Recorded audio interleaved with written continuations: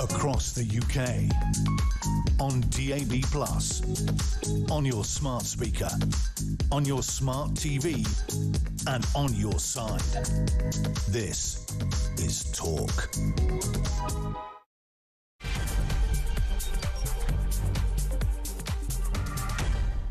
And good afternoon. Welcome to the home of common sense. Thank you to Kev.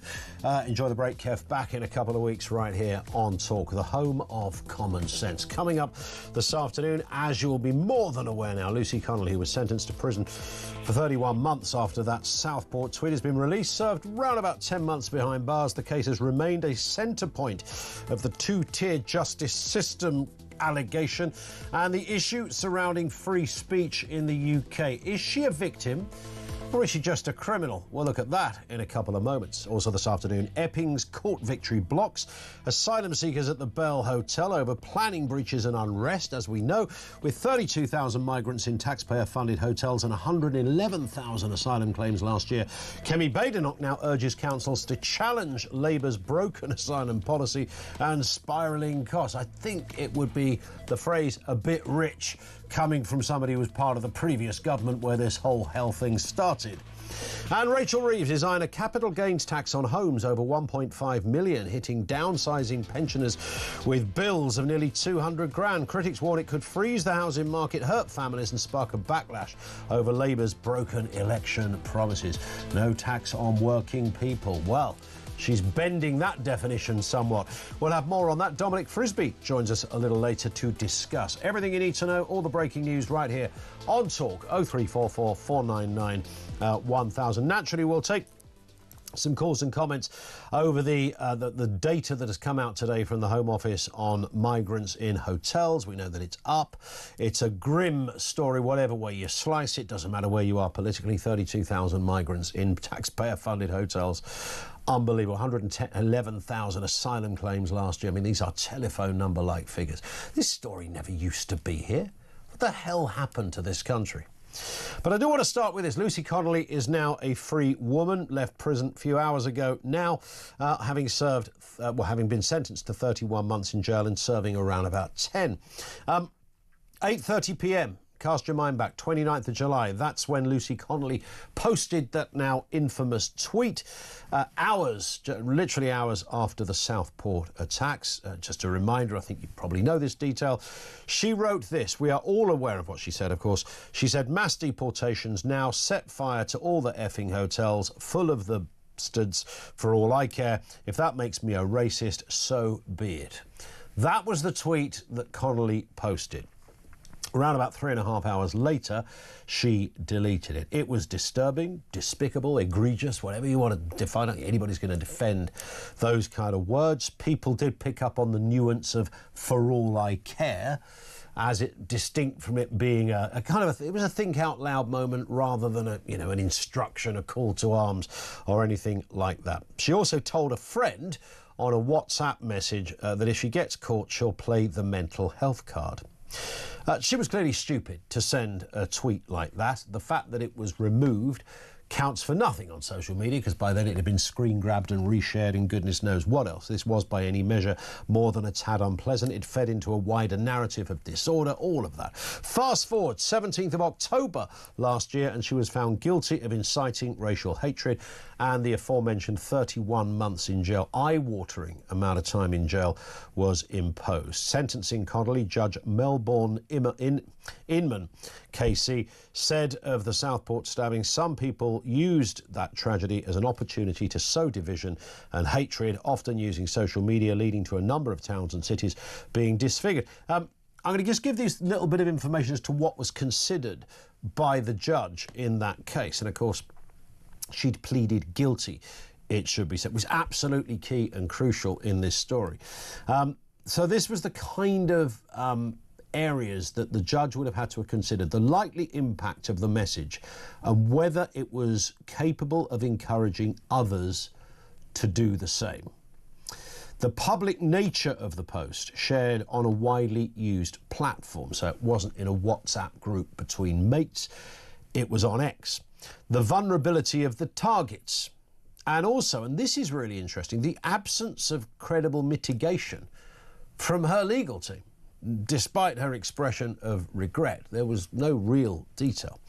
Now, fast forward to May the 20th this year, there was an appeal to her sentence, which she lost. The appeal court judge was Lord Justice Holroyd, who said that, and this I find interesting, there is no arguable basis on which it could be said that the sentence imposed by the judge at the time was manifestly excessive.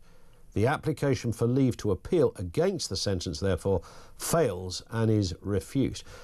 I find that the most gobsmacking part of this entire debate. I mean, people come out on different sides, usually informed by what they think more generally about other things. You know, when you're forced to conclude or come up with an intelligent response, and you're in a courtroom, you know, the judge will say you've got to forget everything you know, you've got to forget everything you think. It's almost impossible, but they're the kind of instructions judges give to juries.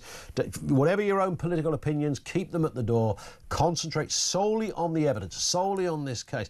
And it's really hard to do that. However, when the appeal court judge, Lord Justice Holroyd, said there is no arguable basis on which it could be said the sentence imposed by the judge was manifestly excessive, I would argue, and I'm not a legal brain, but I'm a reasonably bright bloke, that it was demonstrably, manifestly excessive. And now, whether you draw that conclusion because you look at what was done specifically or you look at other similar cases, there's no one, surely. We often have Chris Dorr, the KC, on. He's often called a lefty lawyer. He will always dispute that title. Chris will say she shouldn't be in jail. What would the punishment be for what she did? It was at a time when life was a bit tricky and there was a lot going on, and there were riots. Before peaceful protests, there were riots. Several dozens of police officers ending up in hospital, bricks thrown at their head, damage to all sorts of areas and properties, broken windows, carnage in the street. It was grim. Did what she wrote feed into that? Well, it might have done. You'd have to find an individual that said, well, I wasn't going to go out and brick a copper until I read her tweet, and then I did. Somebody more objectively would say, well, no, it's part of like 5,000 other tweets that were out there. It created a narrative of disorder that ended up happening on the streets of Southport on that first couple of nights. But is she a victim in all of this? I don't think she's a victim because of what she was found guilty of. I think she was given a demonstrably excessive prison sentence, right? I think we can also agree she's not a hero. I keep hearing, people talking as if this is Nelson Mandela's just walked out of jail today. I don't think hero status is the way you would define somebody. She was on the receiving end, of course, of a sentence that was reflective of what was happening in other courtrooms against the backdrop of riotous behaviour. And that was the problem. I don't think if it had been a year before, she'd have gone to jail. If she'd have had a jury trial, I don't think she'd have gone to jail. So I don't like what she wrote, egregious and disturbing and all of that. You wouldn't have written it, I wouldn't have written it, she did. It was up there for 3.5 hours. It was shared around the place. People screen grabbed it and carried on sharing it anyway. But a victim or a criminal? 0344 499 1000. And where do you think this feeds into the issue of free speech as well? Yeah, free speech comes with some caveats, of course. It comes with responsibility, it comes with all of that stuff. We know that. She's now a free woman, 10 months on the inside. She's a mother. Clearly that would have been very difficult for her. I don't think she was probably in her heart wanting to start a riot or wanting anyone to die. I don't imagine that to be. You'd have to be a very peculiar human being if you meant it. People put all sorts of stuff on social media. They think they're talking to sort of, a couple of dozen of their mates when they say, forget there's a big wide world that's also looking at this in the same way that you'd look at a national website, radio programme or a newspaper. 0344 499 1000. Connelly, victim or criminal? Lines are open on that. You can message 87222. Let's get a word on this and the other big stories of the day. Oscar Reddrop is former number 10 advisor. Oscar, good to have you on with us. Good afternoon. Good afternoon to you. Let's start then on that story. It's a big one, 31-month sentence for posting a racist tweet after the Southport incident. But she's, of course, been released from jail today. She served 40% of that sentence. Let's hear what Keir Starmer had to say about the sentencing when it first happened. I'm not across the details of the particular case, but let me give you the principles that I would apply. Firstly, I'm strongly in favour of free speech. We've had free speech in this country for a very, very long time, and we protect it fiercely. I'm equally, though, against incitement to violence against other people. That has long been an offence in our country, and rightly so. And so I say, don't know the details of this case, but free speech, yes. Incitement to violence, no. Yeah, so I think we can say, Oscar, he does know the details of this case, because he started off by saying he didn't and then went on to describe specifically what she was charged with.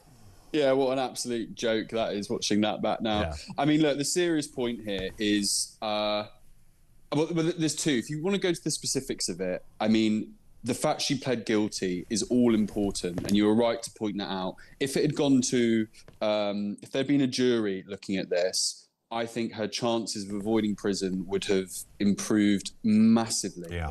I mean, I think it could, because ultimately, you know, despite what she did and what she said, well, what she typed, you know, she wasn't on a soapbox, you know, outside one of these migrant hotels. What she typed on social media was vile, reprehensible, aggressive, ugly, all the rest of it. Yeah. But I think a jury, she would have had a much better chance of people saying, right, this is a mother with no previous convictions who has had an aberration, has kind of, she's not saying meet at X location and bring Y, you know, tools for rioting. She said something ugly and vile in the heat of the moment. It's been deleted. You know, a community order of some sort probably feels a bit more reasonable affair. And that could have been the end of it. The Labour councillor, if we contrast it, the judgment came out, I think it was last week or early this week, where he was found not guilty, despite talking about slitting people's throats and all the rest of it. But that's because he pled not guilty. And so he had that opportunity in front of a jury. And so on the technical points, that is something unfortunate from Lucy Connelly's perspective that's happened here. Looking out wider, I think the British public are well within their rights to go, hang on, so you're releasing prisoners early, people who commit aggressive, violent crimes. The Labour government are releasing them early. Labour councillors are getting off with similar stuff, although admittedly that went to a jury, so there's a little technicality on that. We're being constantly told that if someone steals from us in the street, or beats us up, and phone theft and robbery and burglary rates are going sky high, that, okay, the chances, even if I report them, that it will even get to a trial, because our police system is in the state it's in, and our justice system and prison systems are in the state it's in.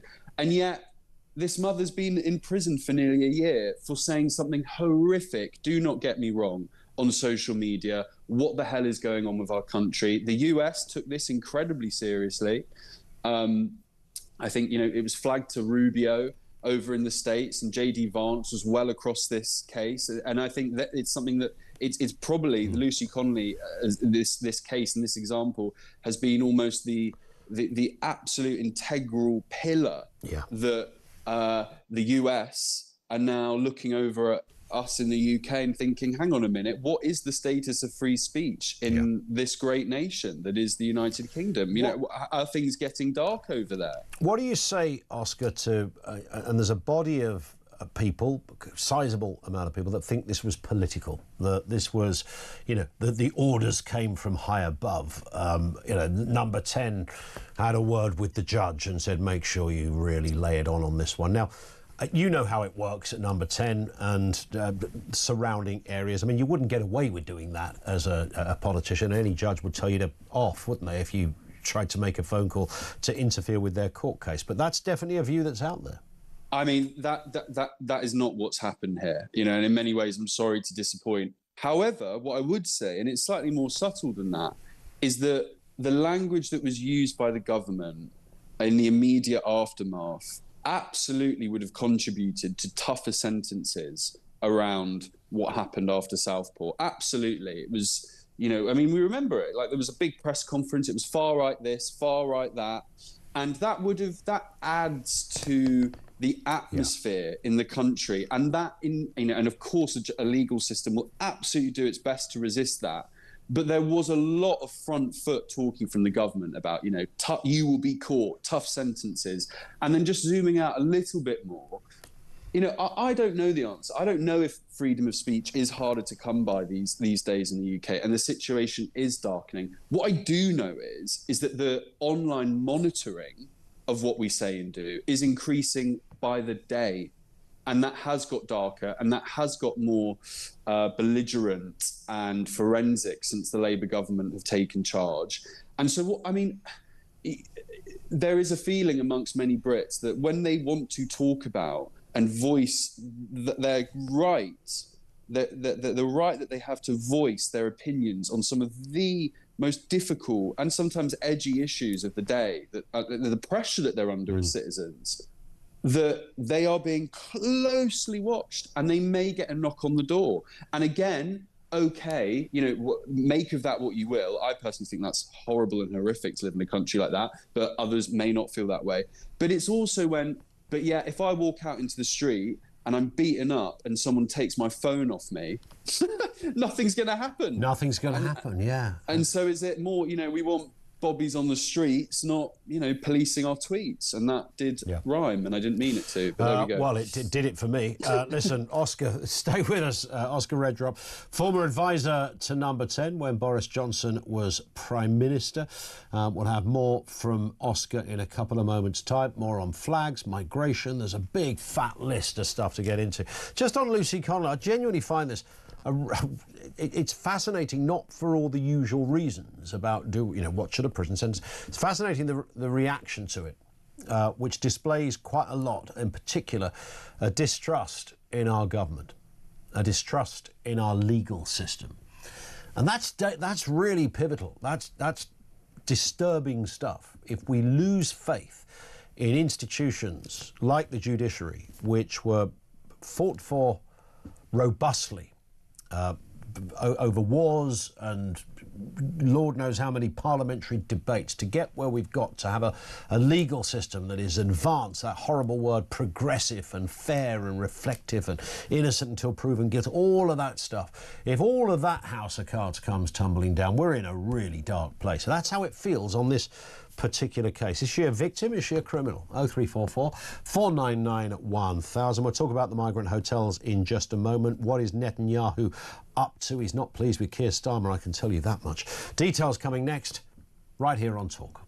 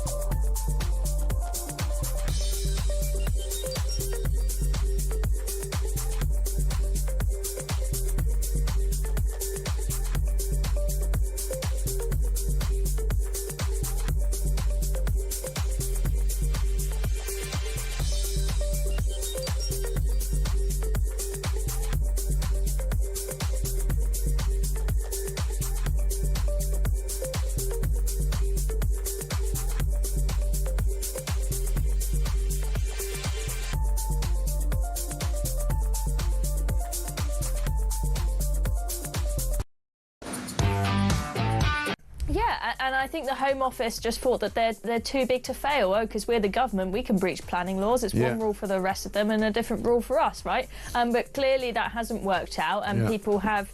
What the public have shown is we're not going to have it. You can't force whatever you want onto us. You may be the government, but you're not omnipotent. You don't have the power to do whatever you want. We are not going to have it. And if they try to put migrants in a load of HMOs and houses in our communities, which they'll try to do after this... Across across the UK, on DAB+, on your smart speaker, on your smart TV, and on your side. This is Talk. This is Talk. One from Maggie says, if Lucy Connelly had been the wife of a Labour councillor, she would have been just got a slap on the wrist and not jailed. Just look at how Ricky Jones was found not guilty, despite him clearly calling for protesters to throats cut on camera. Two-tier justice. Well, one was a... Trouble is, I don't honestly believe that a judge would have gone, you're married to a Tory councillor. I mean, bear in mind, most old judges are die-hard Tories anyway. But, yeah, stereotypically speaking. I don't think it's that, but the Ricky Jones thing, Maggie, and a few others who've made the point. I mean, of course, the differences are the guilty plea and the not guilty plea. And you get I don't think Lucy Connelly would have gone to jail had she pleaded not guilty and had a jury trial. I think they would have been able to put the nuance out there and intention and all the rest of it. And then the jury would have been asked, do you think on balance, do you think Lucy Connelly really wanted all of that to happen? And the jury would have gone, no. And she'd have been acquitted. That's how I see that one. Let's move to Oscar Reddrop is still with us. Let's move to this story. Oscar, Sir Keir Starmer facing humiliation after the Epping Forest Council won that High Court injunction to halt asylum accommodation. Let's have a listen. Worth having a listen to this. It's an ITV clip showing an interview with one of the migrants being held at the hotel following that ruling. Here it is. I would say please give us a second chance. Please treat us the same way you treated us before the incident, because we are the same people. Before the incident, you didn't view us as criminals or anything. You were okay with us before the incident took place. We are the same people. One person doesn't change us. What one person does not, represent us or what we are. That's what I want to say to them. And a message about having to move. Do you want to move? Please, I say, please don't move us, because if you move us, everyone else will want to do the same to us. Well, that's one of the residents of that hotel. Oscar, I'm sure, is a perfectly reasonable bloke, and I'm not suggesting he shouldn't have the hump because he's moved, but, we can argue whether he should be there at all in the first place. What's interesting about this whole Bell Hotel story, Oscar, and I'm sure I'm ahead of you here, is that lots of people got very excited going, that's it, loads of other councils are going to do the same thing. This was specifically about a planning issue, wasn't it? This was about permission and change of use of the hotel. It wasn't a judgment based on whether a town deserves to have migrants living nearby. It wasn't a judgment on whether those migrants might have come here illegally. It was about a lack of application for the new use of the hotel. Correct. And so that's the kind of nuance here that maybe people shouldn't get too overexcited on. However, and it's interesting when you see Kemi coming out, encouraging other areas of the country to do the same around these migrant hotels. And, within each hotel, there may be a set of circumstances that you could push on. For instance, I know there are people looking at the legal ramifications of denying a British citizen, a willing paying customer, a space at the hotel at the expense of people who've come here across the channel. Yes. And are, of course, not paying. So there's lots of different ways that you could look at it. But almost, if I just talk about the politics of it, I know that sometimes annoys people because special advisors constantly talking about politics, blah, blah, blah. But it is important in terms of where this eventually goes, is that in some ways it doesn't matter, because politically now you have Labour-run councils turning around to Keir Starmer and the Labour government saying, what the hell do we do? I have them in my constituency, and my constituents, and probably people who voted them only over a year ago now in 2024 into their new jobs, and they're turning around and they're saying, well, why aren't we doing the same here? They see the same injustice. And so Keir Starmer has a real headache here, because it isn't just the usual suspects, as he would deem them, reformy Tory types or whatever. This is like widespread. It almost doesn't matter who you vote for, which MP, which party the MP represents. And so with the numbers going up, and don't get me wrong, I get it. Under the Tories, the record was lousy as anything. But with numbers going up, in terms of crossings at a faster rate, and now migrant hotel places are going up again since the Labour government came in. What does he do? Yeah. Where do the people go? How does he fight the political, it will turn into political infighting within his own party on this issue? What does he do? And what do you do when you don't have, and this is what I would say to listeners, and again, it was far from perfect, as we found out, but if you could click your fingers or wave a magic wand, and as we sit here now, we'd left the ECHR, the Rwanda deterrent policy was in place, and you would think that would bring down the numbers of people trying to make that dangerous crossing in the first place. And then even if they did, this whole thing about, asylum hotels and people living in these hotels wasn't an issue because they were being processed in Rwanda. Yeah. I think most people would wave that magic wand. Yeah, 100%. What do you make of Kemi Badenoch encouraging Tory councils to follow the lead of Epping? Again, politically, I don't mind it. I think it's important for Kemi, and she has been criticised for this, depending on your perspective, wrongly or rightly. It's important for her to be proactive on issues. She's in opposition. The Tories are in opposition. Campaign, make things difficult for the government. Empower councillors, get after them, give them things to do. And of course, this is a huge national issue now. And, rightly, many people, many constituents around the country go, it's an issue of justness and fairness as much as anything. And so I think Kemi should be doing more and more of this stuff. You ultimately, when you're in opposition, you're a campaigner. Because let's face it, you don't have any power. So your job is to campaign and pick up the issues that are really mattering to people and get after the government where they're making such a hash of things. So she should do more and more of this kind of stuff, in my view. Indeed. We'll see how that pans out over the coming months, of course. Just a final one. We'll have to be brief on this one if we can. Oscar, Benjamin Netanyahu accusing Keir Starmer of rewarding Hamas following plans to recognise Palestinian state. Let's have a listen to what the Israel president had to say on this. They commit the greatest savagery against Jews since the Holocaust. And the Prime Minister of Britain says, we'll reward you with a de facto state, which is committed openly to repeating the October 7th massacre over and over and over again. That's from the Trigonometry podcast. Oscar, what are we making of this? And we know Netanyahu is on, very serious manoeuvres right now in terms of what is happening over there. But just on that specific point of what he said about Starmer. Yeah, I mean, look, Starmer, when he made that announcement a few weeks back now, seemed to be, pleasing absolutely nobody, both to the, in inverted commas, to be lazy, the left and the right of this issue. It seemed to hack off absolutely everybody involved. And moreover, Keir Starmer is enjoying his world presence, world stage diplomacy role far too much. He's not as effective at it as he thinks he is. And I'm just waiting for the day he makes a diplomatic visit back to the UK. Yeah, can't wait to see that. Listen, Oscar, thank you as ever. Oscar Reddrop, former advisor to Boris Johnson when he was Prime Minister at number 10. Over to you on those questions. Anything you've heard there, then chime in. That's how it works here. 0344 499 1000. Particularly on the Lucy Connelly question. She's now been released from prison. She served almost 10 months in jail, 40% of her 31-month sentence. Is she a victim or is she a criminal? Lines are open. This is Talk.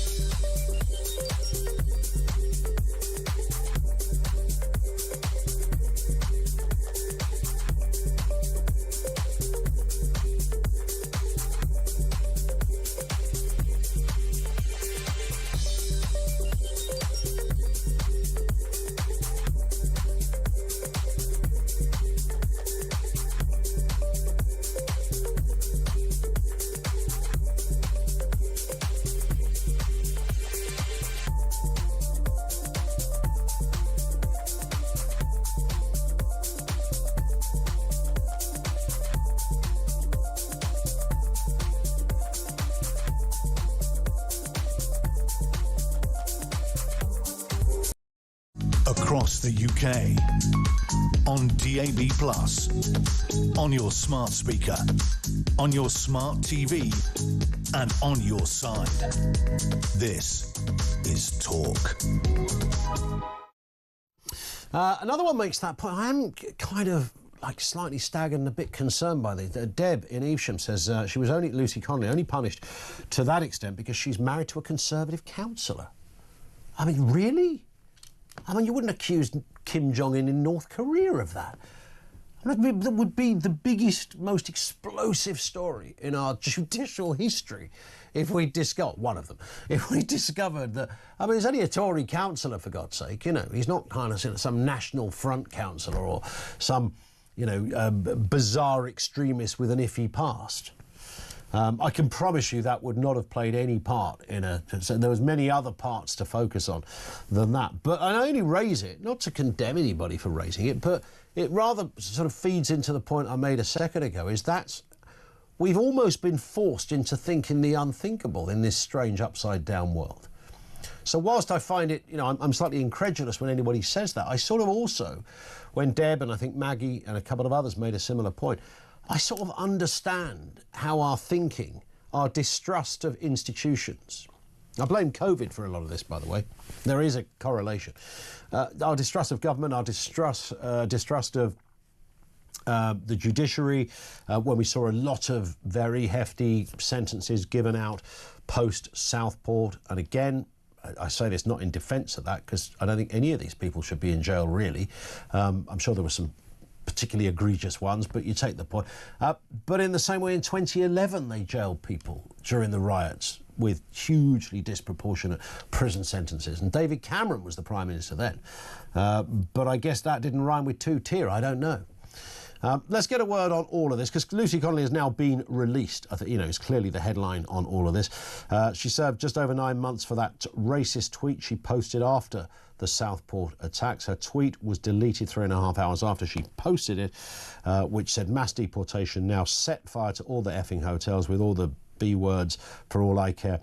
If that makes me racist, so be it. Many people understandably picked up on the, you know, did she literally mean that? You know, that was the, did she literally mean that? I don't know Lucy Connelly, I would hazard a guess that she probably didn't literally mean that. I think that would be extraordinary. But, you know, we will never know. But I think it would be extraordinary if she really thought that she wanted people to set fire to a hotel with human beings inside. I don't think. She was sounding off. It wasn't clever. It was completely stupid. You can criticise all of that. But the question, of course, the judge would have considered when sentencing would have been about this issue of incitement. Was there a level of incitement? I went through that list again. The likely impact, the judge would have looked at the likely impact of the message, whether it was capable of encouraging others. The public nature of the post, it wasn't said on a mate's WhatsApp group, it was said on a global multi-social media platform. The vulnerability of targets, also a consideration. And I find this one really interesting, the absence of credible mitigation. She did regret the tweet, but there wasn't a lot else said in mitigation. Let's get a word on this and the implications of that story. Luke Gittos is a writer and lawyer who regularly helps us out with this kind of stuff. In fact, I think the last time we talked, Luke, was specifically on this story. She's out in jail. I do sense that depending on where somebody sits politically does sort of inform their view as to whether she's a victim or a criminal. But 31 months was, let's start on that point, it was an extraordinary amount of time, right? I think it was.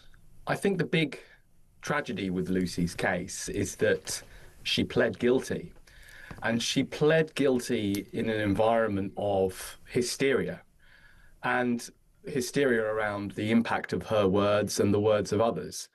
And that hysteria partly was caused by Keir Starmer's announcements. I think it was improper for him to come out and say that, you know, bail will be refused, we will get quick prosecutions, quick convictions, etc.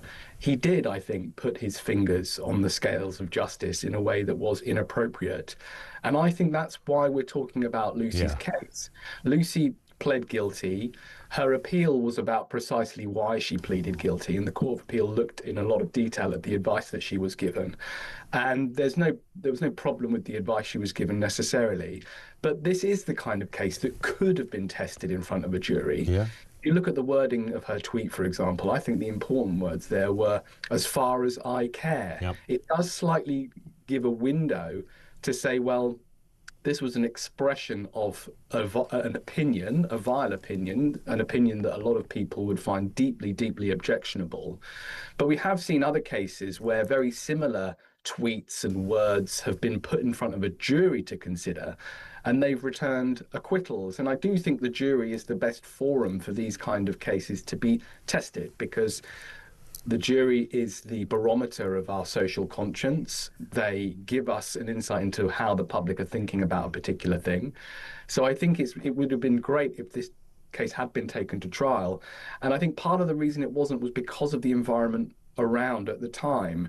Probably also the reason why she was refused bail. You know, we haven't looked into the circumstances in which she was held on remand. That seems to be a big area or certainly should be a big area of focus, but I've heard many people raise that. It seemed slightly unthinkable to many that you would have been refused bail on a case such as this. So without seeing the evidence, it's difficult to say for sure, but I do have a possible interpretation, which is that bail can be withheld if a judge thinks that a defendant is going to go on to commit further offences whilst on bail. And it's possible that this judge thought that Lucy Connelly, if released, would tweet similar things or re-engage in the conduct that was accused against her. Now, I think, judges are human beings and they respond to the political and social climate that they're in.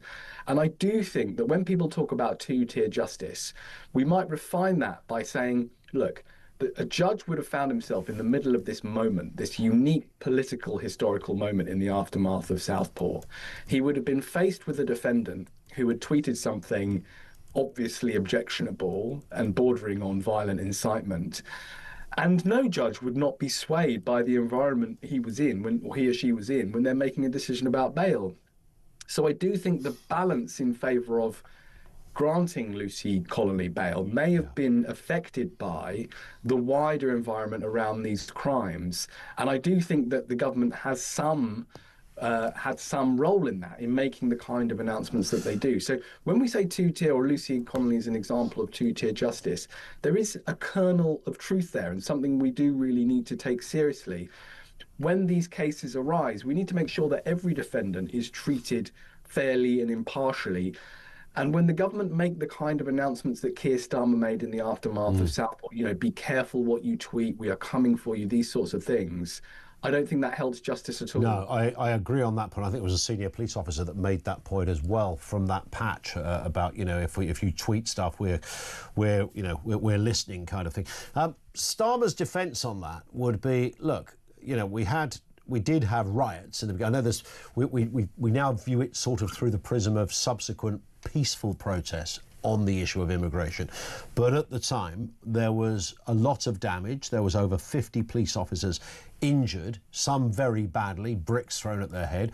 There was arson attacks. There was broken windows. I mean, it was carnage. So in those first days, when Starmer said, look, if you're out there doing this, we're coming for you and we're going to be strict on you, I can kind of hear Rishi Sunak saying that. I can even hear Nigel Farage saying that if he was Prime Minister. Was Starmer any different in that respect? Well, I think what there was from Starmer and from the senior police officers that you mentioned, a focus on what people said online. I mean, that did arise from government announcements. They had a campaign called Be Wary What You Tweet. And so it's inevitable that the justice system feeds off these ideas and responds to these ideas, because fundamentally the system is populated by human beings. So I think you're right that the riots were a unique criminal justice problem, and it was entirely right that policing was harsh and that the sentences handed out to those actively partaking in riot might be more harsh than they would otherwise have been, because the wider context of those riots inevitably made those offences more serious. But where I think we went wrong is to conflate talking about the riots, expressing support for those riots, even in terms that we find deeply objectionable, and then actually being on the riot alongside other rioters. You know, there is a difference there. That's a kind of interesting area, isn't it? And the other thing that gets picked up a lot, some perhaps conspiratorially, is, you know, why so many people at this time pleaded guilty. I mean, there is again probably a conspiracy theory that, you know, lots of fairly naive duty solicitors were kind of, you know, got a phone call from a person who knew a person saying, look, you know, get the client to plead guilty, tell them it's their best way out of this. Now, we have no idea whether Lucy Connelly used a duty solicitor or used her own solicitor. We don't know what the story is there. But it would be extraordinary, wouldn't it, if, you know, I don't know, 50, 60 different lawyers all simultaneously sort of bowed to some secret cartel who'd whispered into their ear, you know, there's a bit of promotion around the corner if you can get them to plead guilty. I think lawyers make these decisions on how to advise clients in kind of consideration of their client's best interests. That's what they have to always consider.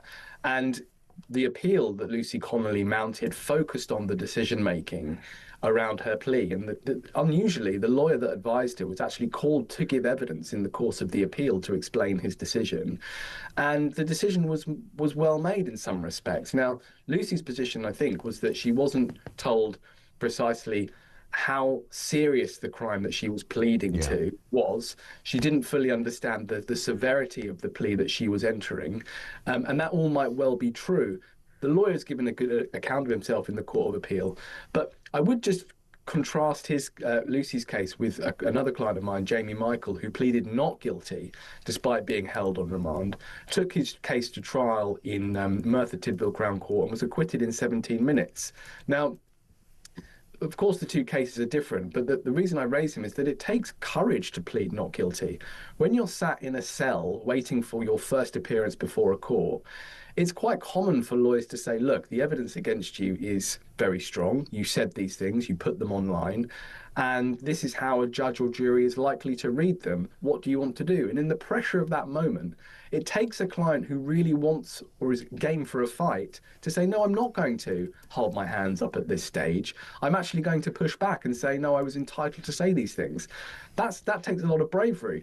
I'm not saying Lucy Connelly wasn't brave, but it's not surprising that she pled guilty in the way that she did when she was faced with the advice that she was given. It's just a shame she wasn't given more space to make that decision, because quite often defendants are put on quite a lot of pressure to make those decisions, and I think that was the situation that Lucy was put into. And, you know, a lot of us here and a lot of our listeners have made similar points. Look, you know, had the Ricky Jones case. I know there isn't really an equivalence or a comparison, but naturally it's a very seductive story to kind of bolt alongside this one in terms of justice. But the wider issue of who we send to jail, I mean, you know, had Ricky Jones been found guilty, I wouldn't have sent him to jail either. The bloke from Just Stop Oil, Roger Hallam, got 5 years for, I don't know, gluing his buttocks to a gantry or whatever the hell it was, and he couldn't stop himself from doing it. You know, I know he was warned many, many times. I wouldn't have him in jail either. I mean, it just seems there's a lot of people going to jail, and with this, what was suggested, it seems, Luke, is that judges, during the backdrop of a riotous situation, because there's nothing more a government or the system hates more. It's a bit like, you know what it's like as a lawyer. The court doesn't like the court being insulted, for example. So if you walked into a courtroom and shouted at the judge, stuck your middle finger up and showed your backside, you could find yourself doing 2 weeks in the slammer immediately for that. I don't know if that's ever happened, by the way. I wouldn't encourage anyone to give it a go, because a good judge probably would stick you in jail. But generally speaking, there is a sense that when there's disorder at stake, then the stakes are higher and judges act accordingly. Does that happen organically? Would the judiciary, you know, would the judges be talking to each other going, look, you know, we have to send out a bold message here? Because it did happen in 2011 as well, as I said. Yeah, judges certainly do speak to one another. They have internal memoranda that can go around judges to give a general steer on how to approach sentencing. They have sentencing guidelines, the law, the documents that they're lawfully obliged to follow in particular cases. And you're certainly right that what we see repeatedly is judges saying, look, this is more serious Firstly, because of the context in which it took place. So when you're, as you say, when you commit, say, violent disorder in the context of a riot, that is necessarily more serious than committing violent disorder outside of a riot, because you are adding to a wider social malaise. You're adding to a wider problem than just your own individual conduct. But what's also very common is for judges to say, no, we're going to use this case in order to send a message. Yeah. And they can do that. And they've done it with Just Stop Oil protesters.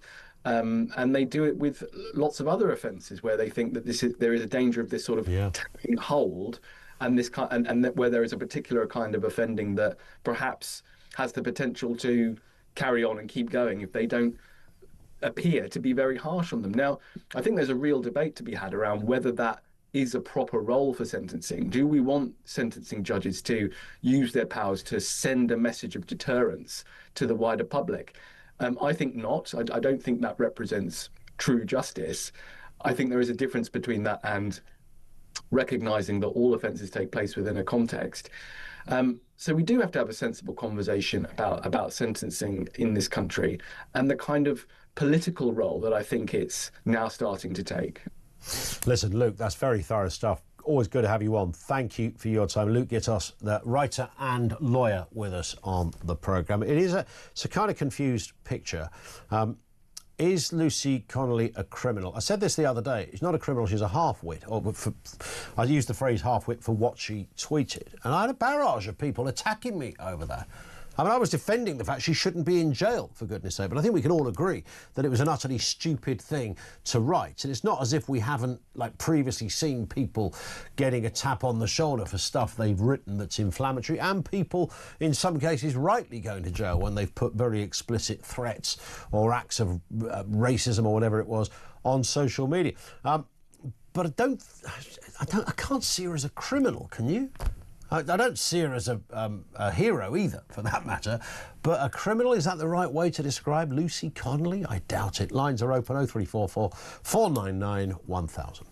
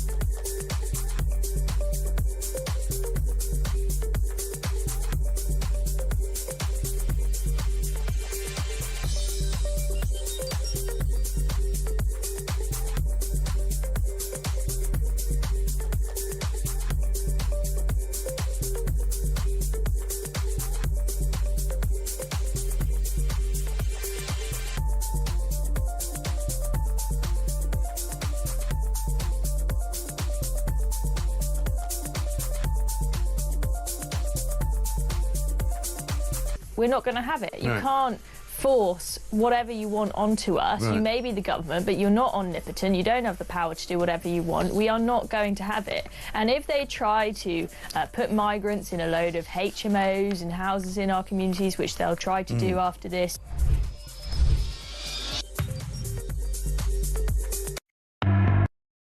across the UK, on DAB+, on your smart speaker, on your smart TV, and on your side. This is Talk. It's 10 to 2. 0344 499 1000. We're talking Lucy Connelly. Let's get a voice note on this from Paul. And about Lucy Connelly. Now, I've got her sentencing remarks on my phone. I've been reading them. Now, what it were, she should have probably got off with it. But it's the things that she says in the messages to somebody else. What no one speaks about this. I'm not trying to slag the girl off because, you know what I mean, it were wrong, but she says, oh, she'll just use the race card and blah, blah, blah. She were laughing about it. And it's in the sentencing remarks, she was blatantly laughing about it.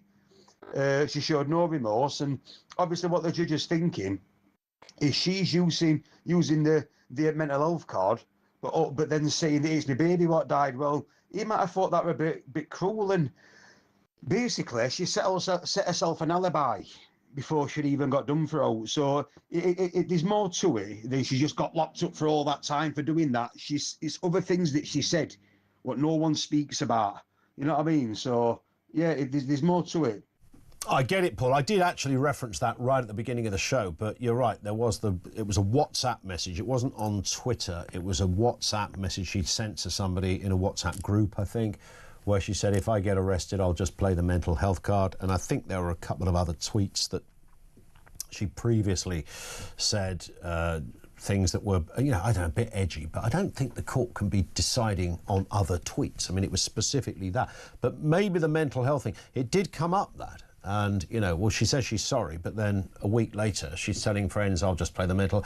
Maybe that did play against her. Let's get another voice note on this same issue from Sharon in Yorkshire. Hi, Ian. I think what they've done with Lucy Connelly has backfired on them.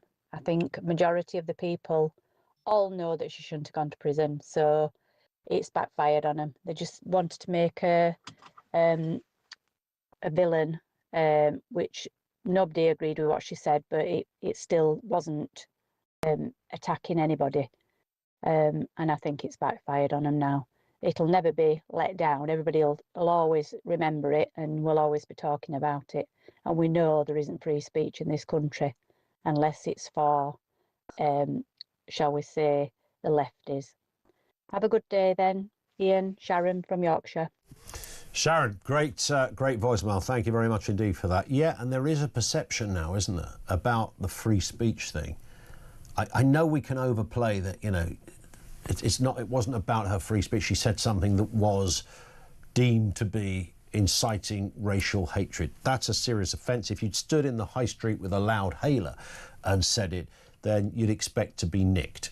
So I kind of get that, but we're living in an era where we know people do get knocks on the door because of what they said, either on sometimes in a private WhatsApp group, for God's sake. Peter is in Oxfordshire. On this very issue, Peter, what have you got for us? Hello, Ian. Hi. Thanks for taking the call. Well, I think that it's understandable, as your commentator said, that the judge got carried away a bit because of the atmosphere that was prevailing at the time. Although I do think that the sentence was wrong, when you consider that when the offence was originally introduced, the maximum was only 2 years, and they increased it, I think during Tony Blair's time, to 7 years. And the judge took as his starting point for the sentence somewhere in excess of 4 years, and then reduced it on account of the plea. Well, it seemed to me that was really wholly excessive, and the Court of Appeal, I think the judge's situation was wrong, but understandable. The Court of Appeal's position, I think, was awful. I think the Court of Appeal, yes, is extraordinary, where the judge, Lord Holroyd, said, and I'm sure you're aware of this, Peter, said, there's no arguable basis on which it could be said that the sentence imposed by the original judge was manifestly excessive. I know. I find that extraordinary. Really, I think that was absolutely absurd. Absolutely absurd, with all due respect to Lord Justice Holroyd. It's interesting, just in relation to the Ricky Jones case, it reminded me, of course, the fact that it was a Snaresbrook jury. And, of course, we expect all sorts of things from a Snaresbrook jury. It reminds me of the old joke where the jury returned a verdict. And the clerk asked them, what verdict have you recovered? And they said, not guilty by reason of insanity. And the judge looked over his glasses and said, what, all 12 of you? That's brilliant. Yeah, well, there is a sense that the location didn't, was a factor in that. But, I guess, we will never know. But it's interesting because, and I have to be careful how I say this legally, Peter, but I don't think Lucy Connelly really wanted to see people set fire to in hotels. But I do think that Ricky Jones, let me put it this way, wouldn't lose any sleep if somebody had their throat cut, if they were somebody who was, shall we say, on the far right. Somebody in the Telegraph made the point about Starmer and his hypocrisy, because he said, when he was Director of Public Prosecutions, that if people swiftly showed remorse, that should be taken into account. Now he pretends, when he's asked about it, that he doesn't know anything about the facts of the case at all, but all he is the general principle. Well, it seems to me that if somebody does something bad, but then within a couple of hours actually deletes it and shows some sort of remorse, and I think I understand what your previous caller said. I think there is some element of the fact that she made some remarks on the WhatsApp, but I think generally, I think that the circumstances here showed that there was some remorse. I think so. And also, I've got a feeling, just to correct something, Peter, I think Keir Starmer actually said that when he was leader of the opposition, rather than back when he was Director of Public Prosecution. I think I stand to be corrected, but I think he said it. Right. Yeah, I think he said it in more recent times, which sort of makes it even worse. Exactly, and I mean he's really sort of a bit like Nelson. I see no ship, so to speak. Yeah. Yeah, I've cast a blind eye on this one. Absolutely. They don't really want to discuss it. But it's a stain on our judicial system. Yeah, something doesn't pass the sniff test, as they say. Great call, Peter. Thank you very much indeed for that. I love the reasons of insanity line. That's beautiful. Steve in West Brom says Lucy Connelly was sent to prison 100% because she was the wife of a Tory councillor. I mean, that would be so... Steve, you can't believe that, mate. She was sent to prison because if you wanted to go down a conspiratorial route, then, yeah, look at what the Prime Minister had said about sending people to prison who are, part of any riot or coming down hard on people. I don't know why as a Tory councillor suddenly increase your chances of going to jail? I mean, there's more chance the Tory councillor was a mate of the judge, to be honest, in that neck of the woods. Don't that lot rub shoulders together on a regular basis? I mean, a Tory councillor, not a Home Secretary or some other high position. I mean, that would be... if we had evidence of that, then, as I always seem to say, you'd be sitting on the greatest judicial miscarriage of everything if it could be exposed. But I hear the anger around that issue. We'll have more on that and more from you in a couple of moments. Right now, let's get the news at 2 o'clock.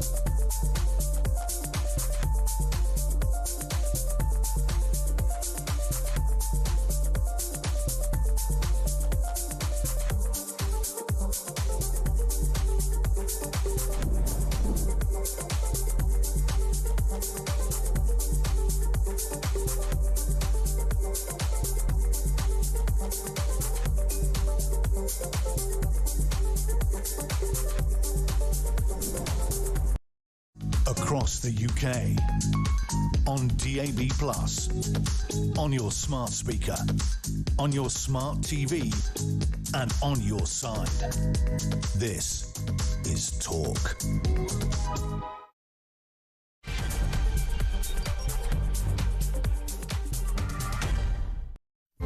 Welcome back. It is the home of common sense. It's the afternoon. But by the way, thank you to Philip Ingram yesterday, who did a sterling job filling in. You don't normally see Philip on this side of the desk. He's often with Julia, and we have him on from time to time as well to comment on all sorts of issues.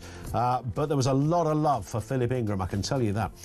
Coming up this afternoon, as we've been discussing, Lucy Connelly was sentenced to 31 months in jail. It has now been released. She served nearly 10 months of that sentence. The case, of course, remained and still remains a centre point about two-tier justice and the issue surrounding free speech. Do you see her as a victim? Or do you just see her as a criminal? Lines are open on that. We're also looking at the Bell Hotel and planning breaches and unrest. 32,000 migrants in taxpayer-funded hotels and 11,000 asylum claims last year. Kemi Badenoch is now urging councils to challenge Labour's broken asylum policies and spiralling costs. I think it's a bit rich coming from a former part of the last Conservative government. And Rachel Reeves is eyeing a capital gains tax on homes over £1.5 million, hitting downsizing pensioners with bills of nearly 200 grand. What the hell's going on with this government? Critics warn it could freeze the housing market, hurt families and spark a backlash over Labour's broken election promises. It's an absolute flipping mess out there. Just a word, by the way, on that neo-Nazi bloke in Germany who decided to change his... You heard it there on the news. I think Kevin touched on the story earlier. Decided to change his gender like half an hour before he was sentenced. And he's now gone to a female prison. I mean, that's... I think Kev suggested that if you run a country, as in Chancellor Merz, and that's what happens in your country, you shouldn't be sitting around negotiating tables talking about the future of Ukraine. You're an unworthy component in the story, by definition. Now, I know it's not his specific point, but my takeaway from that, not only was it absolutely mad, because this bloke isn't really a woman, and this bloke doesn't even really think he's a woman. He's not even in that category. He's just a bloke that played the system in Germany. He's got a moustache, for God's sake. You know, all right, there are some women who might go a little hairy on the lip, but you take my point. He's actually got a full-grown moustache. But what was fascinating was that the Daily Mail, reporting this story this morning, literally referred to this person as a she throughout the entire 300-400 word article, probably 20 times. She this, she that, she decided, she's been found guilty. Who's writing that stuff? I mean, I'm assuming that's the internal rule book over there at the Mail, because they're a kind of global thing rather than their newspaper, which is mostly domestic. But that was baffling and bonkers in equal measure. 0344 499 1000. This one from Mega Vegan, who says, when Lucy ended her tweet, "For all I care," the tweet became an opinion. We don't lock people up for opinions. Well, that's the nuance of it, isn't it? Saying it and then saying, somebody else tweeted, didn't they? If this is true, they wrote a tweet naming this asylum seeker who was responsible for Southport, which wasn't true. It wasn't somebody who'd come over on the boat, and it was, in fact, the name, I think, actually meant something like, "Do you want a cup of tea?" in Arabic, or it was something bizarre like that. It wasn't even a name. And the person, as their get out of jail card, said, "If this is true," and then proceeded to post a litany of just jaw-dropping invention. You can't get... If this is true, I'm not saying it, you know, I'm just putting it out there. You know, people should be killed, some might say. It's difficult, so I get it. I hear what Mega Vegan is saying, because I do agree that that is probably the point that a lawyer should have really focused on. But it's still, as far as the judge was concerned, still left an unsavoury taste in his mush. 0344 499 1000. So Bell Hotel in Epping. We're now from, isn't it funny? Nobody had ever heard of the Bell Hotel half an hour ago. Now we all know the Bell Hotel. It wasn't even a hotel until, well, it ceased being a hotel years ago. It's been an asylum hotel for a long time. This isn't new. But now we know it's no longer going to be an asylum hotel, because the council went to court and the court said, yep, the planning permission that was granted was not sought properly. It's not about, no judgment on this said yeah, we agree that residents shouldn't be forced to live alongside people who've come from a third world country. Didn't say that. It didn't say we think there's been a disproportionate amount of crime coming from that hotel, therefore we sympathise with the council. It merely was the technicality of the fact that the change of use of the hotel was not legally sound, and therefore a temporary injunction was issued.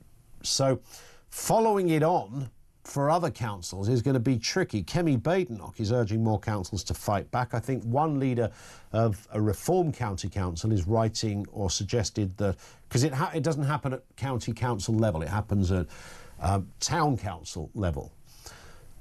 I think they've urged town councils to also look at this one. But can they have any success? Let's speak to Tom Slater, editor of Spiked Online. Afternoon to you, Tom. Ian. It's a difficult one, this, isn't it? Because naturally there is a sense that it's set a precedent, but it's sort of legally it hasn't really, but sometimes perception is stronger than reality. It might just be the thing that turns the kind of screws onto the system to start acting on this. No, absolutely. I think this decision in terms of the Bell Hotel in Epping, it's like the first crack in the edifice, and I think it's only going to spread and spread. It remains to be seen whether or not this particular injunction is going to be, appealed quite forcefully in the courts.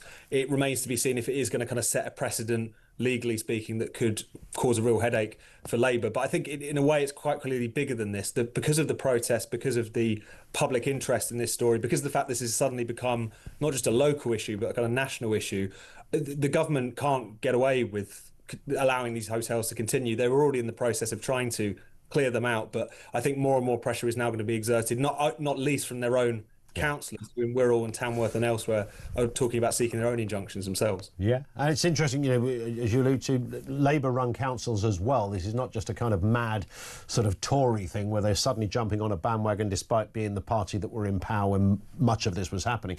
Labour councils too. No, absolutely. And I think one of the things that's going to become more and more clear for the government is that this isn't just about the hotels either. I mean, we've seen protests in recent weeks in places back in Hampshire where you had Suella Braverman addressing protesters there. That was about a block of flats that was being turned over for asylum applicants. It's not that people are just particularly attached to their local bed and breakfast. It's that they have an issue with unvetted men being put in their communities. In the case of the Bell Hotel, there were 5 schools in that area. And then, in the space of just a couple of weeks, we saw 2 serious charges for sexual assault being issued against residents of those hotels. So it's not purely, I think that the nature of this government is to be quite technocratic and everything's about a spreadsheet. It's like, if we deal with the hotels issue, it will calm down. I don't think people are going to put up with that. And as much as they try to push this problem around, it will just create more problems for them. Indeed, and just to sort of compound the nightmare for the government, literally a day later, the Home Office released the figures of how many asylum claims there's been in the last year, which sort of rather backs up people's concerns. 111,000 people claimed asylum in the year to June 2025. I mean, these are such enormous numbers. We tend to sort of forget, Tom, in a way, because we see it similarly with the Channel crossings, 10,000 here and another 2,000 this week. We've seen it relentlessly, week in, week out, even in the winter, those boats keep on coming. We've sort of got used to these big figures, but it is worth just having a moment to pause and dwell on the sheer enormity of what we're talking about. 111,000 people claimed asylum. 32,000 asylum seekers currently housed in the taxpayer-funded hotels we just mentioned. This is a crisis. Well, no, absolutely. And it's something which now really can't be ignored. I mean, the question of obviously illegal migration and people entering the country illegally, other routes were exploited previously, since they got on top of the issue of lorries and the Channel Tunnel. It moved over to the small boats, but literally no one was coming in via that route not too long ago, and yet now tens of thousands of people. We hit that milestone the other week, didn't we, where under this Labour government 50,000 crossings had taken place, the first time that has been surpassed by any Prime Minister. And there's still 30,000 people in those hotels. I mean, the number has actually ticked up over the past year, even though the government is really focused on trying to deal with this specific issue. And I think what's happened now is that the public have noticed something that the government really wish they hadn't noticed, which is that asylum, because it's become so dysfunctional, it's basically become a funnel in no small part for illegal migration, and quite a dangerous one, in that it does nothing to smear everyone who's in one of those hotels or suggest that they're all in it for the wrong reasons. But a non-negligible proportion of people who would enter a country illegally may well commit another crime. They might well be fleeing charges in another country, and we've seen that totally time and again. So now that the public have noticed it, they can't unnotice it, and that's to deal with. Absolutely. And when people say, well, it's just a minority, I mean, that's never an argument. You know, if you look at any nefarious act, whether it was carried out by a government en masse or whether it was a criminal cartel, I mean, the minority argument is a sort of anti-intellectual one, really, because it's always a minority. And the fact is, we don't know who those people are, we don't know which part of the minority they are, and we don't even know who they are, or often where they even came from, which is an extraordinary position to be in, that you got 111,000 people who were claiming asylum, 32,000 in hotels, many thousands more who are in, you know, B&Bs and homes of multiple occupancy, those kind of things. And we don't know anything about them. I mean, that's an extraordinary place for a 21st century economy, a country like first world economy like ours to be in. No, absolutely. And I think you're exactly right about the kind of statistics and the kind of gaslighting which takes place. I mean, if we're talking about the issue of sexual violence, full stop, does it deal with the question, say, well, most men don't commit sexual violence? That doesn't mean you don't have to look at the issue. And in quite the same way, of course, the vast majority of people, even those entering the country illegally, are not going to be, you know, committing sexual offences as soon as they get here. There's nothing kind of congenitally wrong with them. Yeah. It's just the fact that we have a system which is open to abuse by people who are keen to abuse it. And probably the worst thing is there have been a number of cases now of people being granted asylum after they have committed sexual offences in this country. Abdulaziz, you remember the Afghan acid attacker in South London last year. He had committed 2 sexual offences before he was granted his asylum. So we knew who he was. Extraordinary. And yet we allowed him to stay here. So that's how insane things have got. It's often said, or well, I've certainly often said it, Tom, that the problem that this government has, I mean, the last government had a big problem with it, and maybe there are more similarities than perhaps some care to acknowledge, but it doesn't appear to be, it's not in the DNA of the Labour Party to feel, tangibly sense what is going on here and therefore act on it. No, exactly. It's that thing where they're so desperate to look good, they end up doing some absolutely terrible things. Yeah. And even if your starting point is that you care primarily about the welfare of refugees, migrants, whatever label you want to put on them, this system has become so dysfunctional. I think you could easily say it's a menace to the people caught up in it as well. Not only are they kind of languishing in hotels for years on end, you know, coming over to Britain for the great bounty of being able to work in the black market, but also there's been a lot of cases, the Abdulaziz case, the acid attacker, the woman and her children that he attacked were refugees themselves. There have been various fires started in refugee hotels by residents of those hotels because a lot of these people are quite disturbed. There's all kinds of issues. They're unvetted. So this is a menace to almost everyone caught up in it, I think. And so the Labour Party are incapable of dealing with this, but purely because they cannot bring themselves to say anything that might be interpreted even a little bit as slightly anti-asylum. But they've really got to get over that if they're going to deal with this issue. 100%. Listen, Tom, great to have you on as ever. Thank you, Tom Slater, editor of Spiked Online. If you've never checked out Spiked Online, do so. It's got such an array of great columnists and writers, all kind of vying for some, you know, really just those areas of life that we talk about here. And vying to encapsulate that public mood on that and doing it brilliantly. It's a place that speaks your language, I can tell you that much. Let's go to Alan in Derbyshire. Migrant hotels and all that goes with it. Alan, what have you got for us? Good afternoon. Yeah, I just wondered if anybody was actually talking about the fact that the government will have made a contract with the hotels. Obviously, the hotels wouldn't destroy the reputation for the migrants staying for just a couple of weeks, and it's probably like with the HIMOs, a 5-year contract. So the government can't exactly stand back and say, oh, well, we didn't know what we're doing. So no doubt we'll still be paying the billions of pounds out weekly. Whoever got the deal, whoever owns the Bell Hotel and the deal they cut, I would imagine their contract still stands. Yeah, so that will be the same for the 90-odd houses that these councils are trying to kick out the migrants from. So, I mean, where do we put? I mean, if you did this to 10 hotels, you potentially got, you know, 4,000 people that you've then got to find somewhere else to go. Where do they all go? Yeah, but it's a case of, did we want them to stay there in the first place? Well, indeed. No, I 100% agree with that. But the fact is, no one's going to suddenly, you know, on paper, well, you find their country of origin and you return them to their country of origin. We know that apparently can't just happen. What you're really saying is we should just accept the status quo. Well, I'm not saying we should. I'm saying that I think that's the government's answer. They have no choice. But they should have thought of that before. I mean, what if you wanted to? Yeah, you'd be sending planes over like Ubers, wouldn't you? Some to Somalia, some would be going to Eritrea, some would be going to Iran. Would those governments let the planes land? What happens when they do? Would they let them retake off again? What would that look like in practice to try and dispatch 32,000 people? And that's just the tip of the iceberg. These are the people in hotels at the moment. Doesn't include all of those that have claimed asylum. Certainly doesn't include all of those who are living elsewhere, and it definitely doesn't include all of those people that we've got no idea who the hell they are. If you manage to find all 200, 300,000 of these people, how would you go about returning them to a country of origin? Alan, thank you very much indeed for that. That's Alan in Derbyshire. Andy in Havant says there is still migrants coming over on lorries. What about those that just disappear into the black market? Indeed, I just mentioned that very point. What about those people? We're talking about the ones that we're kind of aware of, the ones that are visual.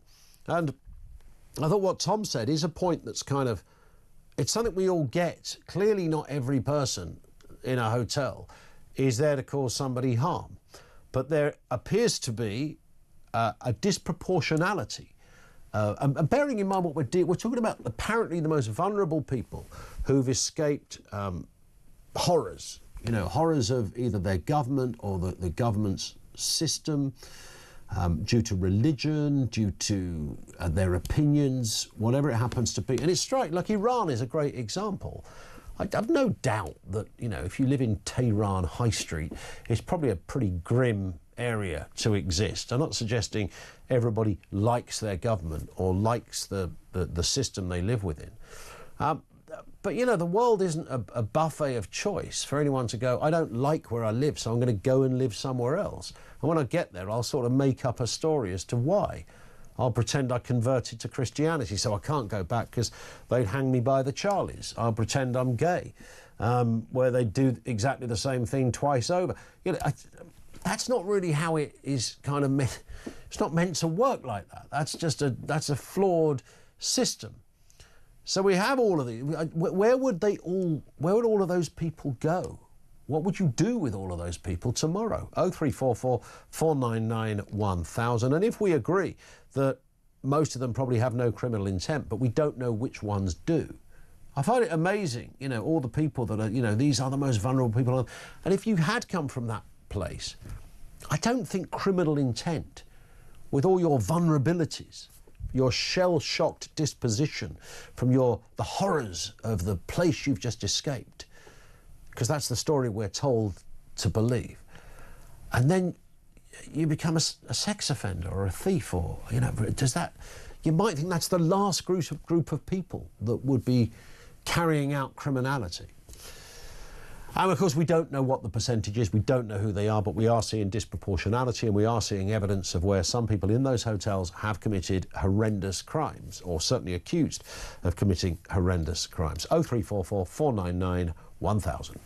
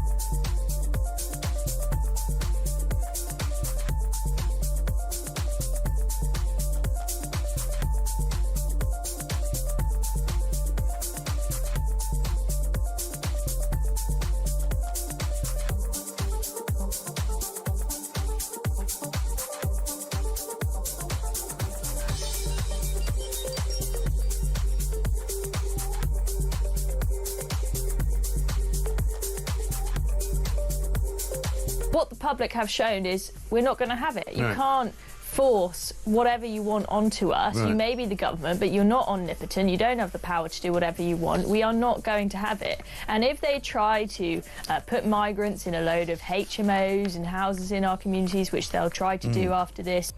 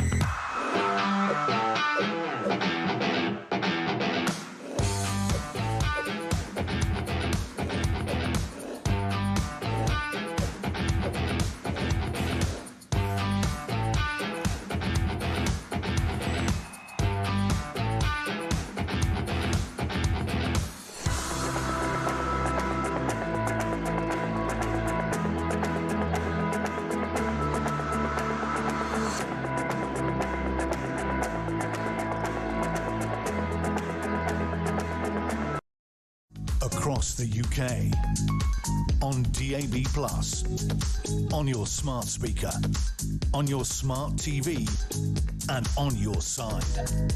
This is Talk. Let's go back to it. This one comes from... Oh, I've just lost all of my tweets. We'll come back to those in a second. Neil, down in London. How you doing, Neil? Hi, nice to talk to you. You too. I wanted to mention about Lucy Connelly because I have strong feelings about this. Let me be clear from the start that I'm a big listener of Talk and agree with most of what you say. But I feel like you sometimes don't, not you personally, but as a station, you keep using this expression, hurty words. It actually really annoys me, actually, because it wasn't that the woman called somebody fat or said they had the big bum. You know, that's hurty words. It was a lot more than that. Yeah. A lot more than that. And I can see the interpretation of some people on the left. You know, she could have caused this and she could have caused that. We don't know. How would you ever prove? And remember that it was retweeted. It was seen over 310,000 times in that 3-hour period before she... That's an awful lot of people. And lo and behold, after she made that tweet, they did go and try and burn down that Holiday Inn. Now, I'm not saying it was because of her, but equally, I'm not saying it wasn't because of her. Yeah, and that's the point. I did acknowledge that point earlier, that there's no way we'll ever know whether anybody acted on it, but it was... And, of course, although she put the tweet out before there were any riots, to many people, that makes it even worse, because if the riots were already taking place and she said it, then her defence could have been, well, it can't be anything to do with her because, look, they were already happening. The fact that they weren't, some would argue, and I'm sure you're in that ballpark, Neil, that, it's possible that it was one of hers or the others, because there were many other, hundreds of others, that collectively formed this narrative, that it's time to get out onto the streets and scrap badly. Yeah, I mean, I was also going to mention, actually, one of your callers mentioned that even after I originally called in, that there were these other tweets that I'd read about, or they were WhatsApp messages, which apparently contain some very, very, very industrial language, some of the worst words in the English language. She doesn't sound... And she's a political... I'm on her side in the sense I think she was a political prisoner. There is no way she should have got 2.5 years. If I were the judge, I don't know all the evidence, I would have said 6 months, maybe suspended. Yeah, and stick a tag on you, don't go out after 2 p.m. and go and paint the old folks' home and carry some shopping home for, whoever. Yeah. But it's random, all these things are random. And was it random, the solicitor that she got? Was it a duty solicitor? Yeah, I don't know. I don't know whether it's a duty solicitor. Or a lot of people are saying that not everybody has a duty solicitor, of course. Some old scrote that does nothing but riot all day long probably did. But, she might have been in a position to go, no, we've got a family solicitor we can call. So I don't know on that one. And we don't know what the record of the judge is. All these things are so random, another judge might well have said 6 months or conditional discharge. She might have just been unlucky that she got that particular one. And by the way, I didn't know, but this has made me feel a little bit more negative towards her. This other thing about she was going to play the mental health card that she mentioned, I didn't know about that. I mean, whether she would have done or not, I don't know, because I don't know whether she ever I mean, she did talk about being a bereaved mother as well. I mean, that came up, and maybe there is something in that. I'm not decrying her. You know, she's just heard the news of 3 young girls killed. She lost a child herself, so she felt, you know, very angry and bitterly upset towards that. That, you know, that could quite easily be. I think any lawyer would introduce that in her defence. Not in mitigation, Ian. I don't think that's an excuse. That would be mitigation. No, I don't think it would. But mate, you're right. She did say it was in a WhatsApp group. If I'm arrested, I'll play the mental health card. I don't know about the other stuff. I've tried to find if there's any evidence of that. I've seen some of some edgy tweets. I haven't seen any with the language that you referred to, but who knows? Look, trying to find the truth in social media, as I'm sure you know, Neil, is not the easiest thing in the world. Yeah, anyway, no, thanks for listening to me. It's a pleasure. No, it's lovely to have you on. Thank you, Neil, for that, and always happy to counter something. Yet the hurty words thing, I think in this context, it doesn't really do justice to the seriousness, not just of what she wrote. I don't mean it like that. The seriousness of the overarching case. If we're going to talk about justice and our judicial system and where it's lacking and where it's gone wrong, then it will be right to give appropriate terminology to all of it. I get that. Matt's in Cheshire. What have you got for us, Matt? Good afternoon to you. Good afternoon to you, Ian, as well. As all right-minded people know, this spiteful and hideous government were looking for scapegoats and figureheads to fulfil a far-right narrative, and Lord Hermer found them for Starmer. She's not the leader of the Proud Boys. She's the wife of a Tory councillor. What she said was born of frustration and emotion, not a call to arms to gather those to prepare to riot. If I said, wouldn't it be great if others set fire to hotels, that's not the same as me saying, join me in setting fire to hotels. But is it you encouraging others to set fire to hotels? It's not any of those things, is it? Wouldn't it be but great? In that context, for all I care, isn't it? But in that context, though, Matt, if people are looking for like-minded voices to compound their anger because they're thinking of going out and smashing the place up, and they see your tweet saying, "Wouldn't it be great if X, Y, blurb," or whatever, would that not feed into it? I'm just playing devil's advocate here, by the way. I know. John McDonnell said that Esther McVeigh should be lynched. Is he in prison? No, he's not. But I think anyone would know that, as offensive and as awful as that was, was he talking literally? Of course he was. But he did. Well, you think he literally wanted Esther McVeigh hanged? He's a parliamentarian who should know better. Correct, correct. But that's what it's down to, isn't it? Whether somebody potentially meant it or potentially ran the risk of somebody acting on it. He said it in public. He didn't say it online, and nobody. It was mentioned for a couple of weeks that it was repulsive, and then it got forgotten. Is that not? That's an individual. Well, it's like saying somebody should be slapped, isn't it? You don't necessarily mean it, you know. They need a good slap. A hotel is a building. Well, yeah, but with people in it. But you're not mentioning any of the people. Well, she mentioned people in it. She mentioned, and there's also talk of race. No race was ever mentioned. All she mentioned was hotels. And then, like others said, But what do you think she meant when she said mass deportation now, set fire to all the effing hotels with all the studs in it for all I care?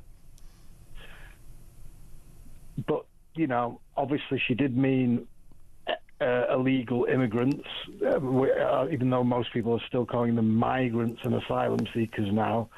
Well, even the people that support what she said, not how she said it, but support the fact that she should have the freedom to be frustrated and repulsed by what's happened to Britain in the last 5 years, are sort of saying, oh, well, you know, you shouldn't say those things. Everybody says horrific things in the privacy of their own home, and those that pretend that they don't are all psychotics like Keir Starmer. I'm sure even people in the media go home to the families and say, what the hell is happening to Britain? Who are these people on our streets? Yeah. Why are women feeling unsafe? Why aren't we talking about that? Why are we constantly talking about, again, hurty words that might... But is it hurty words if there is a very, very sort of volatile situation that subsequently happened after the tweet? And a lawyer could go, well, you know, people had different reasons for going out on the street and rioting, and some just did it instinctively. Some went to the pub, got absolutely bladdered and decided to throw some bricks at coppers. Others spent the night looking at social media to see how many other people felt the same. That could be argued, Matt, right? And they see a tweet like hers and go, look, there's loads of people feel like I feel. That's because the vast majority of the public are feeling exactly the same way, and this government is purposely throwing it in people's faces and cutting off any way for people to express their frustration. Yeah. Not doing anything to stop the situation or make it better, and purposely making it worse. There it is, Matt. On that point, it's a great back and forth there. I love it. Thank you, Matt in Cheshire. Just chewing over and exploring all the possibilities, and these things are full of nuance, right? I know people pick nuance when it suits them, but I think this is a great case where you could look at it from about 12 different angles, and there's lots of stuff within it, of course, we will never know. 0344 499 1000, this is Talk.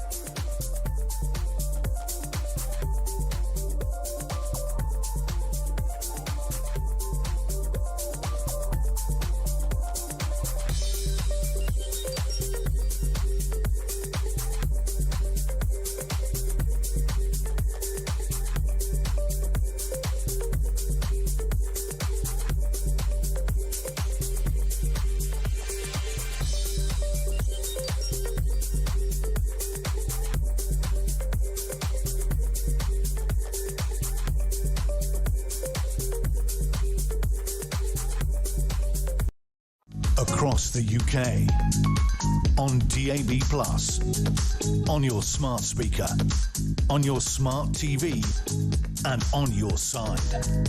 This is Talk. It is Talk, 25 to 3, 0344 499 1000. Some great comments on all of this. This is how like phone-in radio should be. I love the exploring of all the different angles. I know we all have very passionate, entrenched beliefs in certain elements, and I know there's, you know, some conspiracy goes in there as well. Some of that is also understandable. Often there's a kernel of truth in some of those more conspiratorial thoughts. But chewing over all the different layers of complex issues, I think, is what makes this country great, but it's what makes this station so great, and the audience that we have for Talk so great as well. Yeah, we can just come out with a headline. Loads of people do that. This happened, end of. But everything in life is usually a little bit more pronounced than that. Now let's move to this story. Only 19% of white working class children passed English and Maths GCSEs in 2024, highlighting Labour's failure to tackle underachievement in disadvantaged communities. Poor attendance and low pass rates are costing the economy £14 billion. The Education Secretary, Bridget Phillipson, and her empty promises on early years education seem to be falling flat. Let's speak with Chris Zaraga, the Director of School North East. Good afternoon to you, Chris. Good afternoon, Ian. Nice to have you with us. Now, your school, I understand, is a movement for change. Is that right? That's essentially what you guys do. Yes, we're a charity in a network of all 1,150 schools in the North East. Yeah.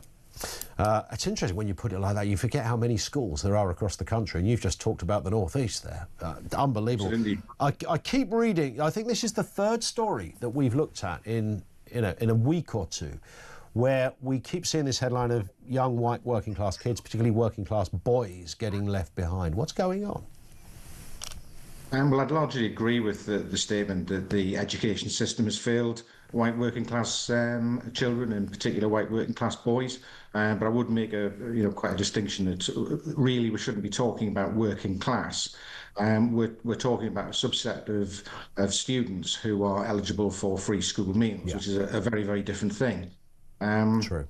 And I think that largely the education system fails them, but it also fails other groups as well.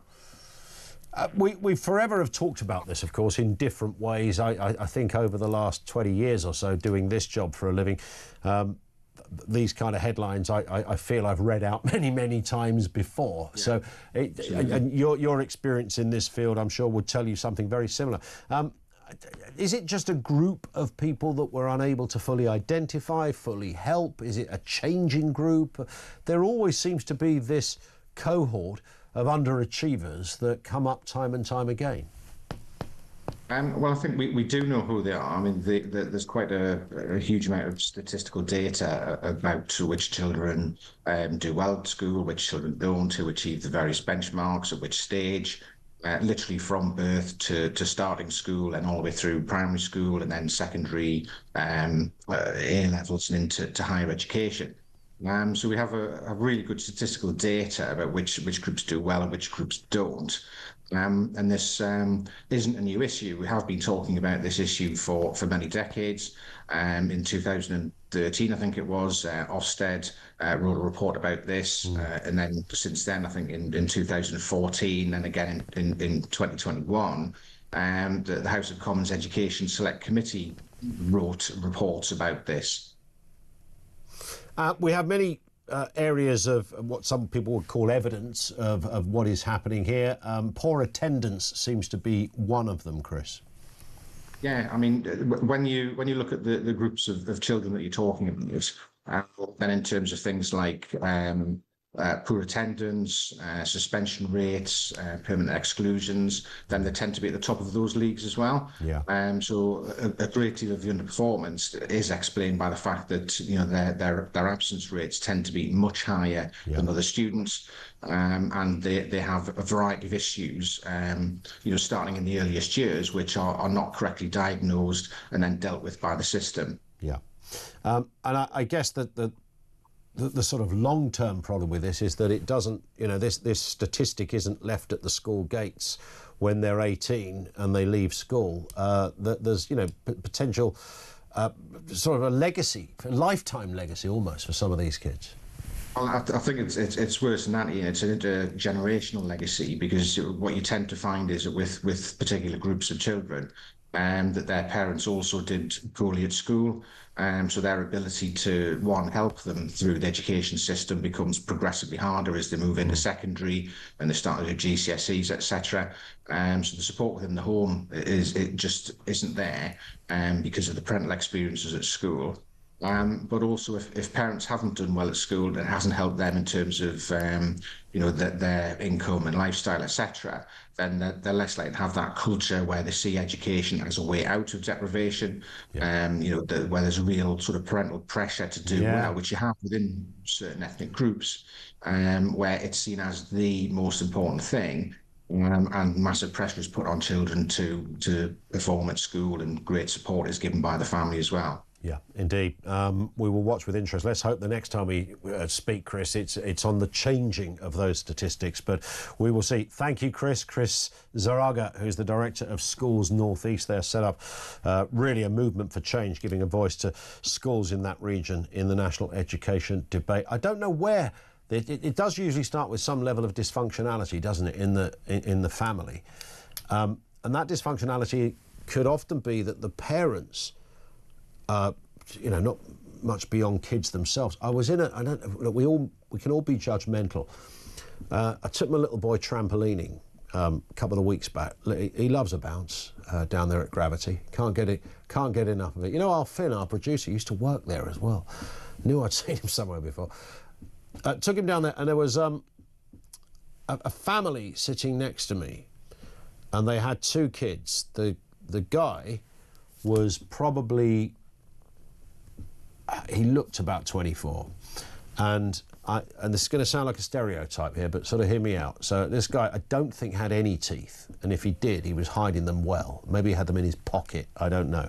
And I was listening to the way he was speaking to his girlfriend or wife, and how he was kind of communicating with his kids, and the amount of times he managed to swear, which was in a fairly public place, and to his own kids. And he wasn't even swearing in anger. He was just swearing in, you know, just general, you know, yeah, go on, go and have a bounce, mate. Go on, son. Go, get out there, son. Go on, bounce like a... And it was, I thought, wow, that's a bit interesting, isn't it? It's a funny way to encourage your child to get on a trampoline, do a couple of somersaults. You don't have to put the salty words in there, mate. And I just thought, looking at this guy and hearing this guy, and I was trying not to keep looking, but it was sort of, he had really, you know, really bad tattoos, like stuff that was made with a bottle of Parker ink and a compass. All of that was going on. Everything you could, ticked every single box. This character was sort of unshaven, a bit, you know, dishevelled. And I couldn't get out of my head the headline. This is someone's dad. This man is in charge of the future of the 2 little ones that were with him. One was probably less than 2, who was still in a pushchair, and the little boy was maybe 4. You know, and the kid and the snotty nose and all of that, it all just kind of, I thought that was my takeaway. I'm not trying to be personal about some people who don't know how to look after themselves, but the boxes he was ticking were a bit more than that. His kid, in all likelihood, is not going to become a brain surgeon. Okay, his kid, in all likelihood, is probably going to follow, to some degree, in his father's footsteps. Sometimes, there is that one person in the family gene pool who pulls through it, and they go on and do really quite well because they excel at something. But you know, you've got, generally speaking, you've got to have that encouragement in the home. There's got to be a sort of setting where, you know, your folks are telling you that, yeah, going to school is serious, mate, and it will be good for you. And if you don't know, it's a pain sometimes. My eldest doesn't like school very much, and it's sometimes tricky. It's not easy to encourage a kid to do stuff if they're not massively into it. However, you know, there's a gradient of encouragement, and if you do none of it at all, and in fact, if you're not even bothered if they do none of it, then what's your kid going to be doing when they're 16, 17, 18? The answer is exactly what you're doing. So if you ever go to trampolining in about 12 years' time and see a sort of a 20-year-old with bad tattoos, no teeth, that's the son of the bloke I saw the other day. Stand by. Dan's in Portsmouth. Dan, back to that issue of Lucy Connelly. What are your thoughts? Good afternoon. Oh, yeah, good afternoon. Yeah, I don't think the government have made a hero or a criminal or a villain of Lucy Connelly. They're stupid. They've made a martyr of her, and I don't think, personally, I agree. Why the government? Why do you say the government? Well, because I want to make 2 points, right? One's quite controversial, but the main thing is, we've had this conversation before. She was coerced. It's as simple as that. She was coerced into pleading guilty. Had she gone in front of a trial, a jury, they would never... Why do you say she was coerced? Found her guilt. Because she was had a bail turned down. She didn't get bail. How on earth does somebody who isn't a danger and isn't a flight risk, they're the 2 things you have to tick, right? How on earth was she not given bail? Well, we spoke to a lawyer earlier who said there's lots of reasons you can not be given bail. I agree. I know, and it's a bold decision to come on after a lawyer and talk about points of law. No, it's a fine one, Dan. We're a democracy, mate. We can talk about what we like. There are good lawyers and there are bad lawyers, right? And he's saying what he thinks, right? But at the end of the day, the judge, we're all in agreement, was a harsh judge, which means potentially he's a bad judge. And she should never have got that much time, but she should never have had bail turned down. She should have been on bail. Had she been on bail, she'd have had excellent legal advice. She'd have had the courage to fight the trial from, you know, because she could still get that legal advice when on bail. I mean, she could have got that legal staring down advice. The face when you're on. I don't know if you've ever been in any trouble with the law. She's staring down the face of up to 6 months on remand. all right, if she's not getting bail. Yeah. That means she's already in jail. That means the process becomes the punishment. And that shouldn't be the case. The But process if can't be the punishment. well, that's often the case with bail, isn't it? I agree with you, and bail can be a real stinker for those people who, and you know, every day in this country somebody gets turned down for bail, and folks scratch their heads for different reasons. But so I get what you're saying there. But you know, her old man is a Tory councillor, right? A professional man as well. I'm sure she went to Oxford, I think, or Cambridge. So between the two of them, I'm pretty sure they could have said, right, we need to get a really good lawyer on this and see. All right, well, there's the point I've made. I stand by it. We could talk about it all day. She should never have been turned down bail. It's as simple as that. The whole thing would have been different. The judge wouldn't have got near it had it been gone in front of a jury. As simple as that. It wouldn't have been the judge's choice. The jury would have just said, not guilty, next. That's it. That's just the way it would have been. And the proof is in the pudding as of the other people that did plead not guilty. The second point I'd really love to make is that all the talk around her, you guys are guilty of this as well, sensationalised it. Two things I'd like to say. One is everyone clutching their pearls saying what a disgusting thing it was she said. Most people, normal working class people up and down the country, didn't bat an eyelid at what she said because they know she didn't mean it. It was just an outburst of absolute apoplectic rage. No one cared about what she said. No one was clutching their pearls saying, but did you hear what she wrote? No one cared. But you wrote, well, you say no one did. I mean, we don't know how many people cared. You don't know, I don't know.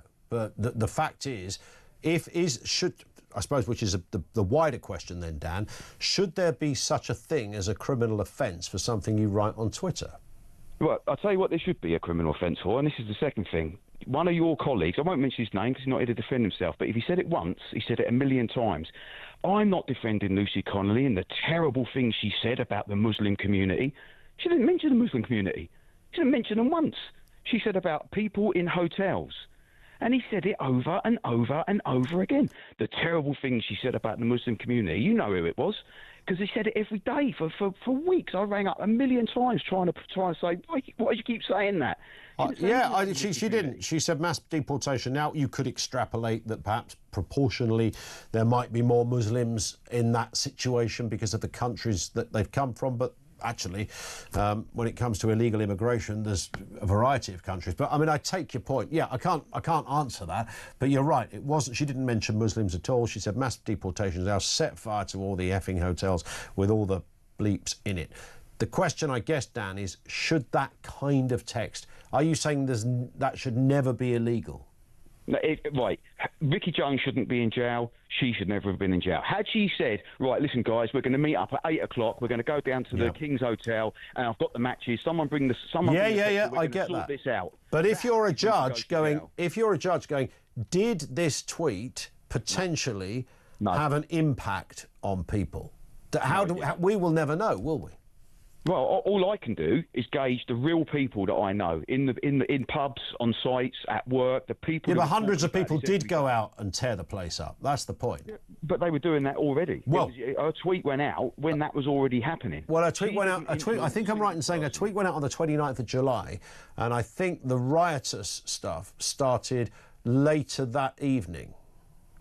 But anyway, who knows? You're right. I wouldn't. Yeah, but everything we're talking about, Dan, proves the point of a jury, right? Because if there was a jury, all of this, what we're chatting about now, would come out, and everyone on that jury would go, well, there's no way we can ever prove. Because, it's all about the Ricky Jones jury were told, can you be absolutely sure that this bloke wanted people's throats cut? And the jury would have gone, well, no, not really. So that's why he got a not guilty. And the same with this. I think people would have gone, did she really mean that? Do you really believe that? That people suddenly mobilise themselves with a box of Swan Vestas after they read? Of course, you're bang on that point. Dan, I love it. Very robust call from Dan in Portsmouth. Thank you to him. Back with more from you in a couple of moments. And the Voice of Doom, day 16, or might even be 7th. Day 17. Man alive, this is really kicking off now. We'll have that for you in a couple of moments right here on Talk.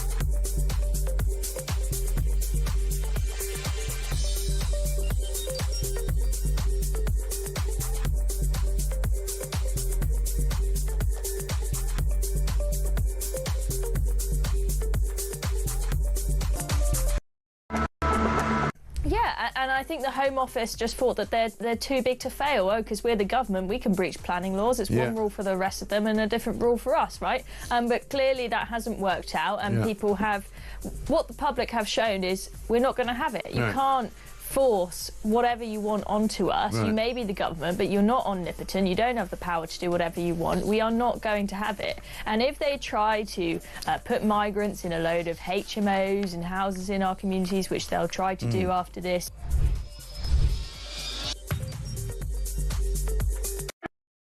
Across the UK, on DAB+, on your smart speaker, on your smart TV, and on your side.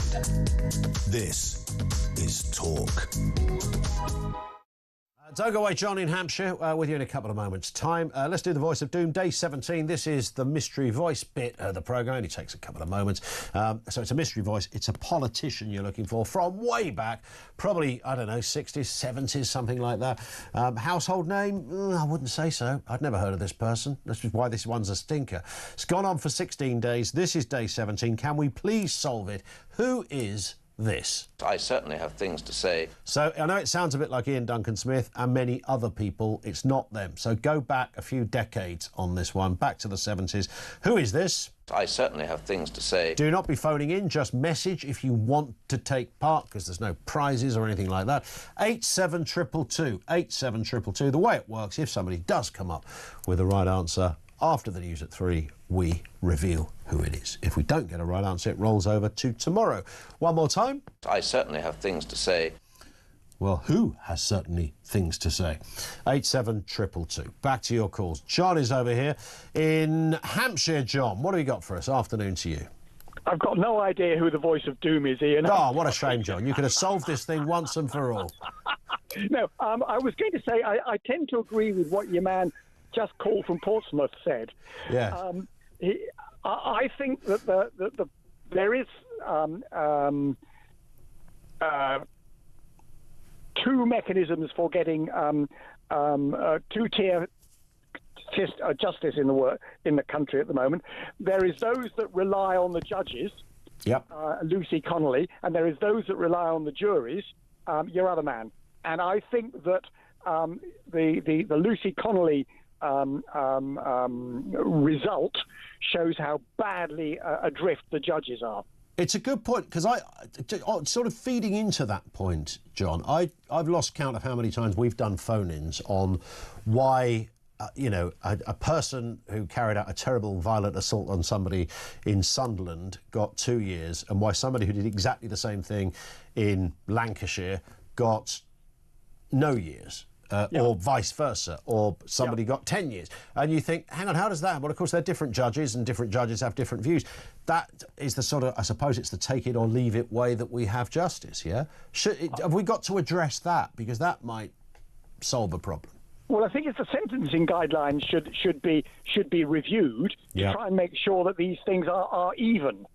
But even with that, I mean, the judge in the Lucy Connelly trial found her guilty and stuck one on her, and the jury, frankly, neither of them were guilty, in my view. And I agree with the chap in Portsmouth, neither were guilty, is my view. Yeah, so Ricky Jones as well as her. Yeah, Ricky Jones. Yeah, neither. I mean, the funny thing is, sorry, go on, John. I was just going to say, okay, they did different things, but the principle is much the same. Nobody really thought that they were really claiming that everybody needs to get the matches out and go and burn the place down, or get the gun out and go and shoot anybody. But I honestly think, and again, I have to be careful legally how I say this. I think what he said was, if you had to be forced to choose, I'd say his was worse than hers. I would tend to agree. I think hers was obviously rhetorical, and I think his was much more specific. Yeah. But nevertheless, it's all around about freedom of speech, and at what point does what somebody says become actual And that's it, isn't it? You know, like if you look at the chronology, you could make it fit. Somebody saw the tweet and then they went out because they, you know, I doubt. Yeah, no, I think it's much too tight. The timeline is too tight. You're absolutely right. It's within sort of, you know, you'd have to have gone out your house. She tweeted it at 8:30 at night when there was already things going on. So yes, I don't imagine, but the judge decided it fell within a whole body of people saying similar things that did as a collective probably contributed to an idea. I think she was unfortunate that she got in front of a liberal judge who I don't know listened to Starmer that day and decided that he quite possibly. Although it was pre-Starmer comments as well, of course, when not when the judge made his comments, but pre-Starmer when she sent this tweet. We will watch with interest. John, I've got to stop there just for time. Steve's in London. Steve, we've only got about 40 seconds. I'm sure you can do it, Steve. Afternoon to you. Yeah, I think what people are missing here is Keir Starmer said to these people who are doing tweets and doing whatever, you will be arrested, you will be remanded, and you will be charged. So Lucy Connelly didn't have the option of bail. She was denied it from the start. Did Starmer? I remember Starmer. Did he say you will be remanded? He did. It's on TV. He said you will be remanded. So she was never going to get bail. So judges, but then lots of other people did get bail that also pleaded guilty. We don't know how many people, because they were all told to plead guilty. Because if they don't, they're going to go to prison anyway. Good point. Good point. Steve, you made the point very succinctly. Thank you very much indeed for that. Was that too much political interference, indirectly as it might have been? Was it enough to sway the judges? And again, many of you commenting, I've already raised 2011 when there were riots there and we saw a similar thing with one poor fella getting 18 months in jail for nicking a bottle of water, for God's sake. The voice of doom sounds like this. I certainly have things to say. But who is it? 87222 if you think you know. Let's get the news at 3.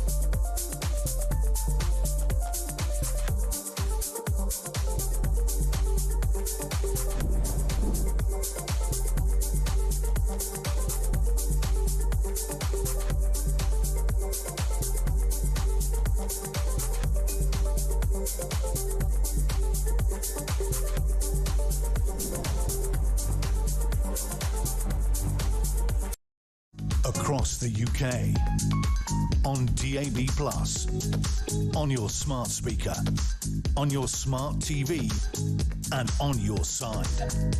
This is Talk.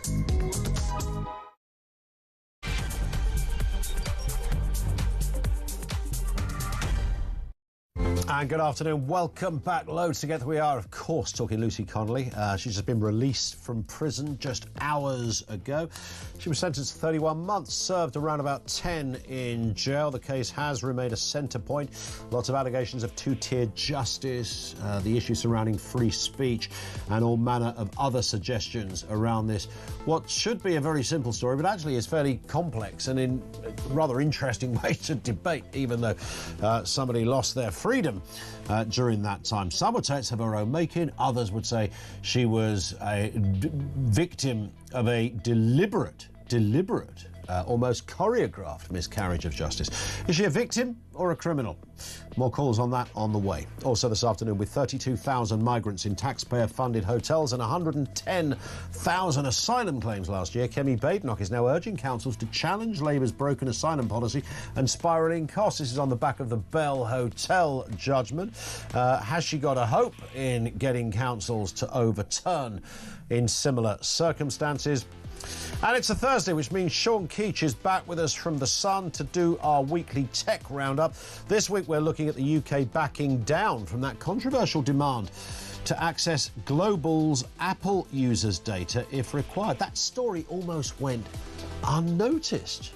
Also, a new phone designed specifically for the new online safety bill, and there's a moon in the sky that you might not want to miss. All of that and more on the way. 0344 499 1000. Graham says, I have to disagree with you regarding there being no comparison between Lucy Connelly and Ricky Jones. The latter's crimes were far worse. He was directly encouraging the slitting of throats of anyone he considered right-wing. He also demonstrated the... I did say that. I do consider his to be far worse. I also think that Ricky Jones is... Well, I won't say him specifically because lawyers might be listening. But that sort of school of Marxist thought, one dead conservative is a good day, and 1,000 dead conservatives is the best day in history. I'm talking about conservatives, not even harder right-wingers. That's how that kind of area of political thought seems to work. I don't think Lucy Connelly really wants to see anybody burned to death. Whereas I think sort of mad extreme Marxists are quite happy if it happens to people they disagree with. But obviously I can't say that's the case for Mr. Jones, who wouldn't think that for one moment. Blah, blah, blah. Let's move to the voice of doom very quickly. The mystery voice of a political persuasion. This is the voice we've been playing. I certainly have things to say. This is day 17. Have we got a winner? These are some of the guesses. Chris Chataway, Keith Joseph. Francis Pym was said on Twitter as well from Dr. Erasmus. No. Gerald Duncan Smith says Lady Anne. No. Enoch Powell, Robert Carr, Michael Hesseltine, Richard Crossman, Alistair Burt, Tony Benn. No, no, no, no, no. Sir Edward Brown, Edward Heath, John Knott. No, no, and no. We haven't got a winner. It rolls over for day 18 tomorrow. Day 18 tomorrow. Can we do it? Now, Rachel Reeves is eyeing a capital gains tax on high-value homes, hitting downsizing pensioners, for example. Could mean you get a £200,000 bill. Critics slam the move as a betrayal of Labour's 2024 promise, warning it could stall the housing market, punish homeowners and limit options for families. Let's speak on this and some other issues around this as well. And, of course, his incredible new book. Dominic Frisby is with us, author, comedian and commentator on finances and economics. Dominic, good afternoon to you.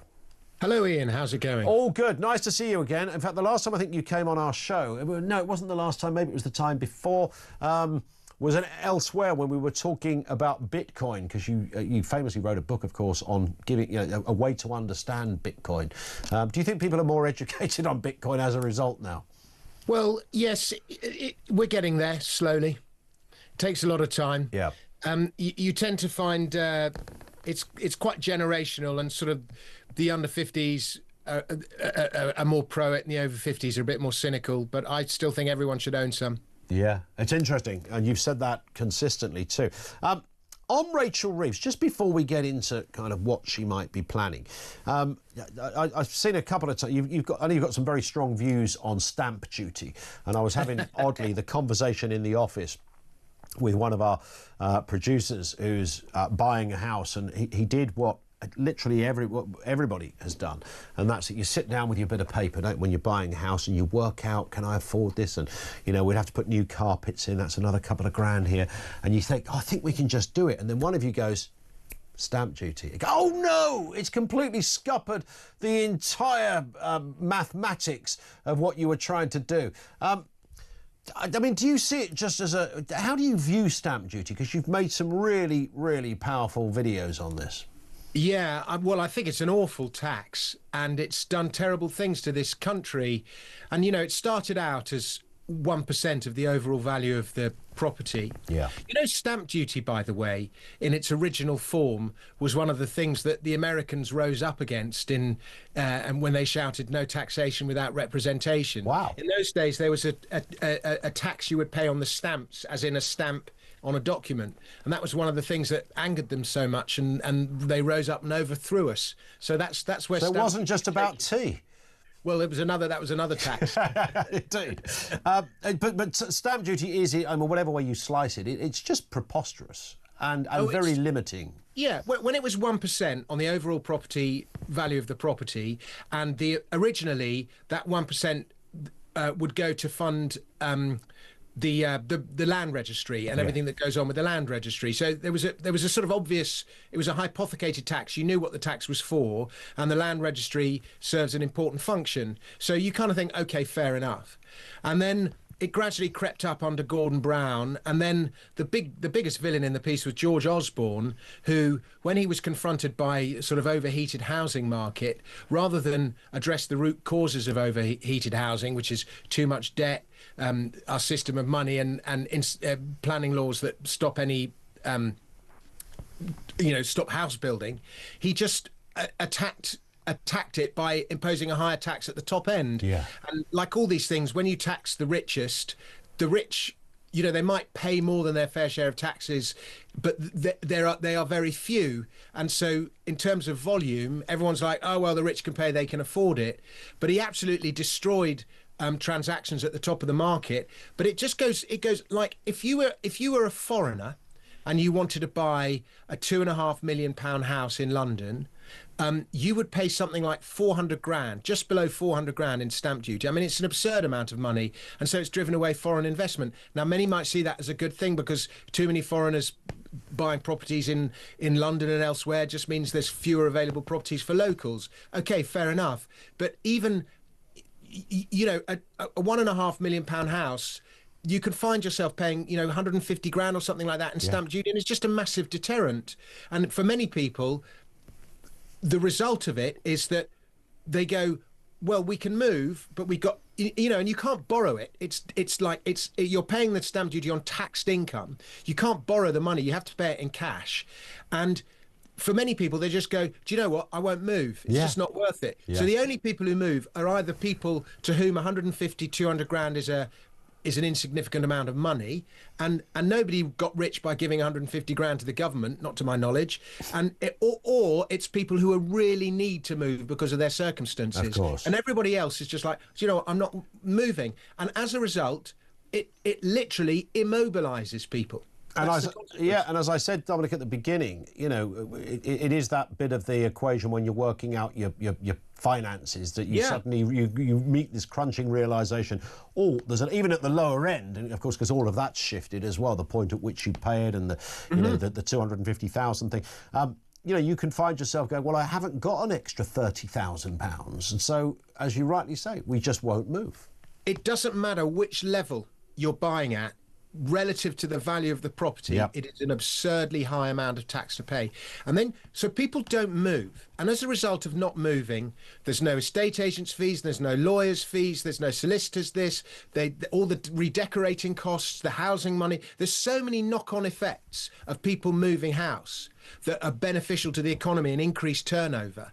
And they're all lost. And all those activities generate revenue for the exchequer. So even though the stamp duty rate is higher, if nobody moves, then the rate of tax received by the exchequer is zero.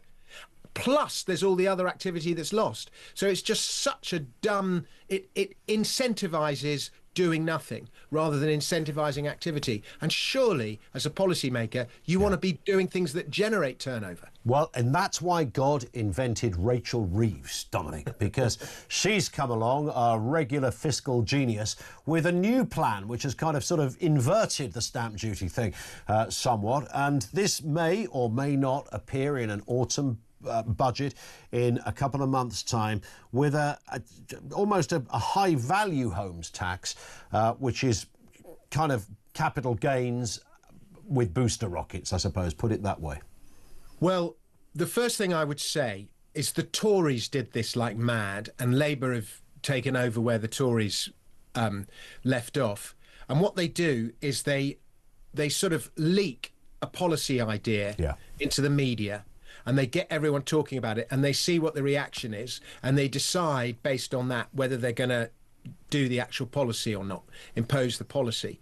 So it's like, you know, they're testing the water, and it shows how we're sort of governed by the media and governed by spreadsheet almost, rather than first principle. Yeah. So I think they're doing that with this. So this doesn't mean we're going to get a mansion tax or we're going to get capital gains tax on the sale of our residential. They're seeing what the reaction is, and then they're going to base policy based on that. So that's the first thing I would say. But I can't believe they're even thinking about it.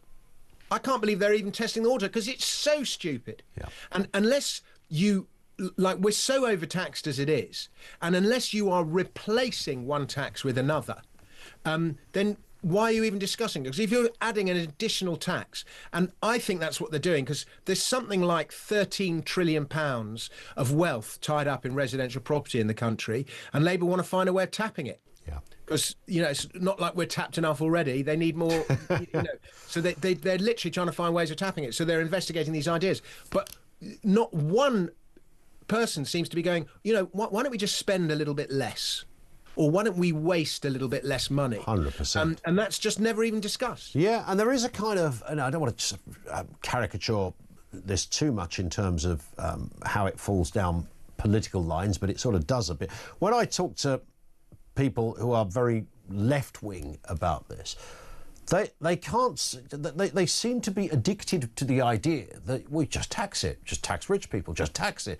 Why is there not a tax there? It's like, would you quit the obsession with taxing? As a country in the 21st century, we should be aspiring to have less tax as possible. That would be the sort of the financial journey of the human race would have got to this stage by now, and we'd be talking about how, do you remember back in the day they used to tax the pants off you, and now we've got everything nicely equalised and it all works out pretty well, and we've got minimal taxation because we've worked out how to do business properly. There does seem to be, certainly from the left, and I would suggest this government are from the left, almost I don't think that's controversial. Indeed, almost within the DNA to hunt for people whose pants you can tax. If you look at every great civilization in history, it doesn't matter where in the world or at what point in the world, their ascent, their greatness has always been accompanied by low taxes. Yeah. Because tax is a measure of freedom.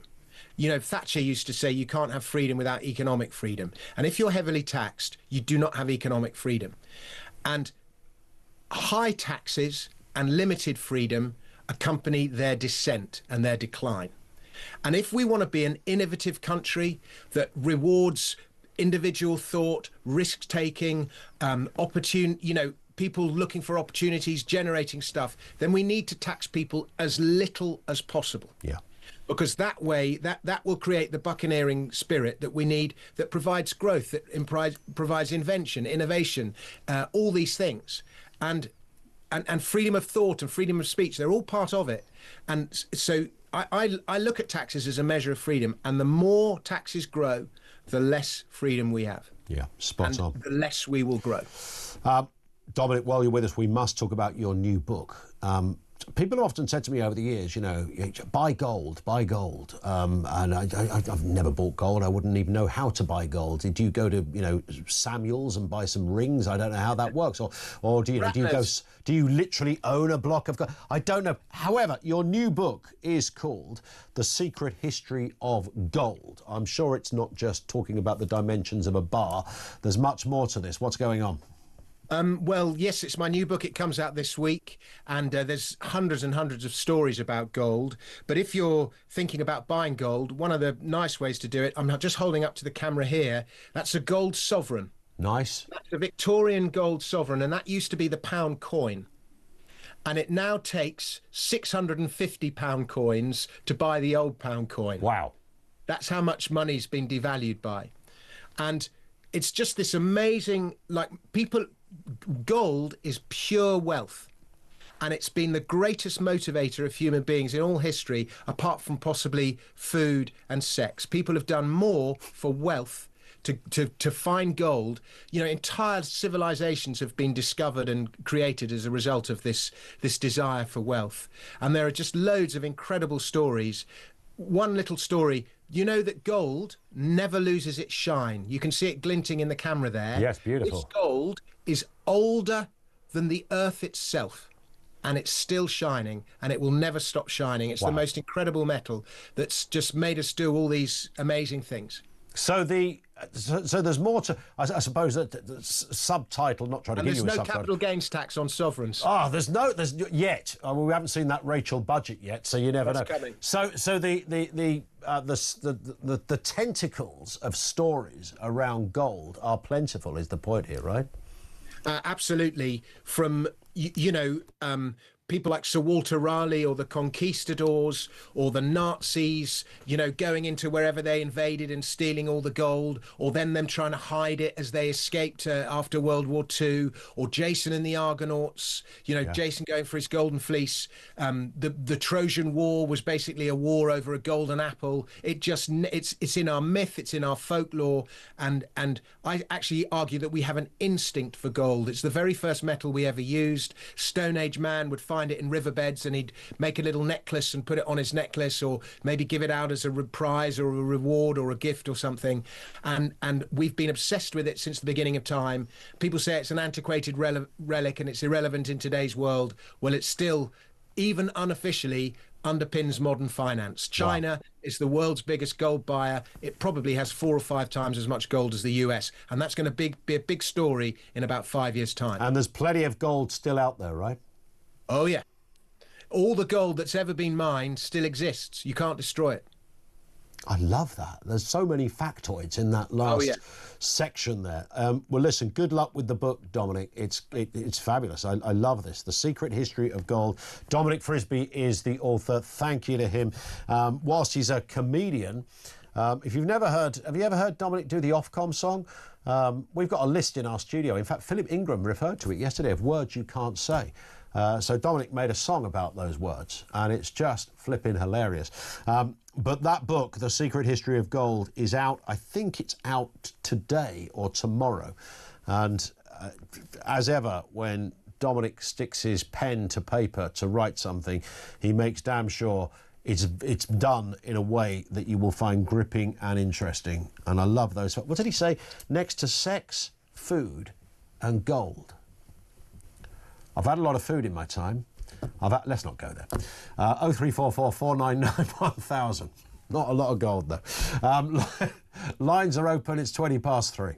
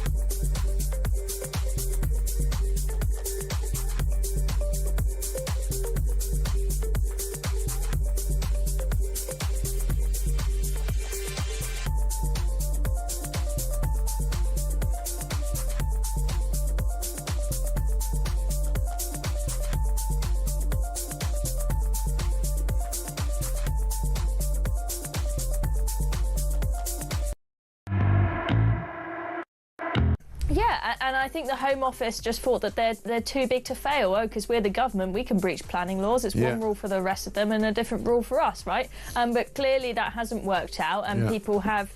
What the public have shown is we're not going to have it. You can't force whatever you want onto us. You may be the government, but you're not omnipotent. You don't have the power to do whatever you want. We are not going to have it. And if they try to put migrants in a load of HMOs and houses in our communities, which they'll try to do after this...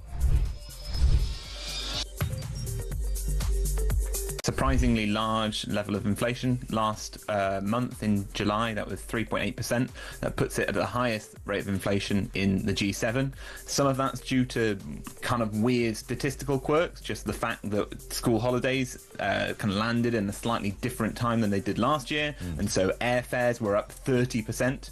Even though they actually weren't up 30%, it was just the timing. But then a lot of this is food price inflation, and that is something which is really scary for a lot of... Across the UK, on DAB+, on your smart speaker, on your smart TV, and on your side. This is Talk. Great comments coming in from Dominic, for Dominic Frisby as well. Lovely to have him on with us today too. And that book about gold is out at the end of this week. Leslie says, the media keep talking about Lucy Connelly case over and over. There are other important problems in this country to talk about, such as the obnoxious money laundering criminals in the UK. As I've said before on your show, we cannot allow people to go around doing and saying whatever they like willy-nilly. That's why countries have governments and laws to control these things. The highly dangerous stuff on social media has to stop, and people like Lucy has to be used as a deterrent. Otherwise, this country will be completely out of control. It's common sense. Well, I hear what Leslie is saying, but here is the problem with that thinking. Who draws the line? Where is the line? OK, you can't shout fire in a theatre. That's the famous one on free speech. We know that. Can you have robust views on politicians? Yep, in fact, you should be encouraged to have robust views on politicians. Can you have robust views on religion? Yep, that should be taught in school, frankly. To satirise and lampoon religion should be something that kids are actively encouraged to do. I believe that. But others would go, no. I mean, they're talking about a xenophobia law coming in, this absolute pants of an idea that comes from, you know, people like Rayner and half-wits like that, who genuinely think we need this sort of hypothecated offence around one religion. It's just nonsense. So straight away, Leslie, in a couple of sentences, I think I've thrown up the problem with that thinking. Yes, we do have rules and regulations. We have libel, we have incitement, we have issues. But where they appear, is that different? Does it matter if you say something in a WhatsApp group, putting it on Twitter? Is that different to standing in the high street with a loud hailer, shouting it? Probably is a bit different, but now the world is living in the digital world. Social media is almost part of it and part of us for many. So it's all of that.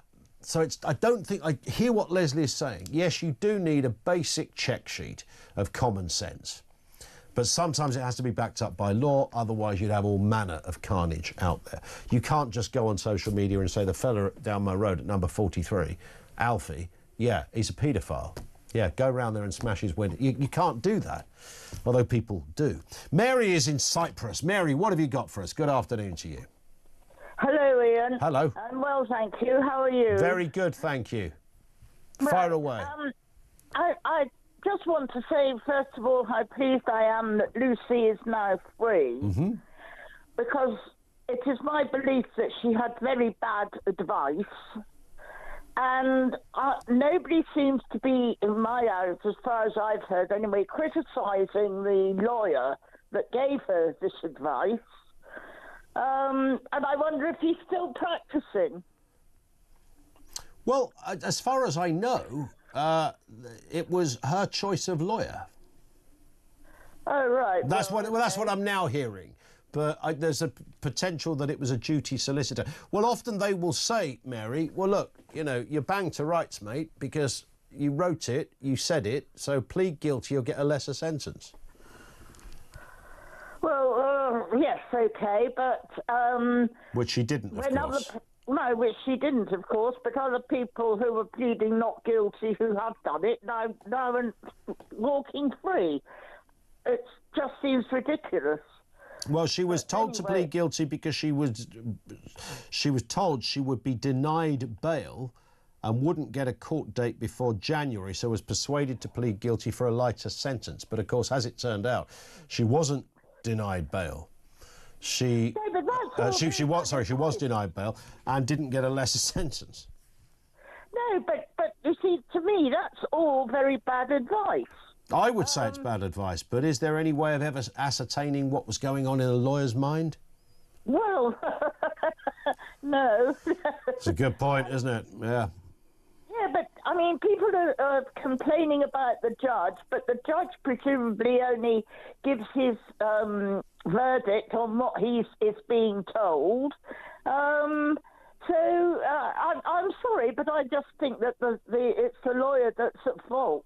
That's just my opinion. There it is, Mary. You're not alone in that either. Thank you, Mary in Cyprus. The lawyer was called up in the appeal as well to explain the advice given to Connelly, and it was suggested, which I find more gobsmacking than in many ways than the original sentence, when the judge at the appeal court, Lord Justice Holroyd, said, and these are literally his words that I'm about to read to you, there is no arguable basis on which it could be said that the sentence imposed by the judge was manifestly excessive. I don't think anyone, legal brain or otherwise, could say that her sentence was anything but manifestly excessive. It was demonstrably, evidently, glaringly excessive by any standards. Michael's in Birmingham. Michael, what have you got for us? Afternoon to you. Back to the issue of migrants. Yeah, I just wanted to say that it's funny how the incongruity that we live in a society where, for us, you know, it's very hard to get mortgages, to get bank loans, to get driving licenses, rent property, do whatever without ID. But for migrants, they just wave through. Nobody knows who they are. Nobody knows really what country they've properly come from. Their asylum claims are taken at face value. Even their age is taken at face value. And then what's more, when they bring the village with them as dependents, that's taken at face value as well. Oh, everybody's a cousin, including well, I won't say any more than that. But you know what I mean? It's just like this two-tier lack of consistency, you know, how we're regulated, they're not. You know, that's the point. That is the point. And going back to the Lucy Connelly, just very quick on Lucy Connelly, you have touched on it. I do remember Starmer saying that everybody charged would be remanded. So unlike the guy who was acquitted last week, I think he got himself bail.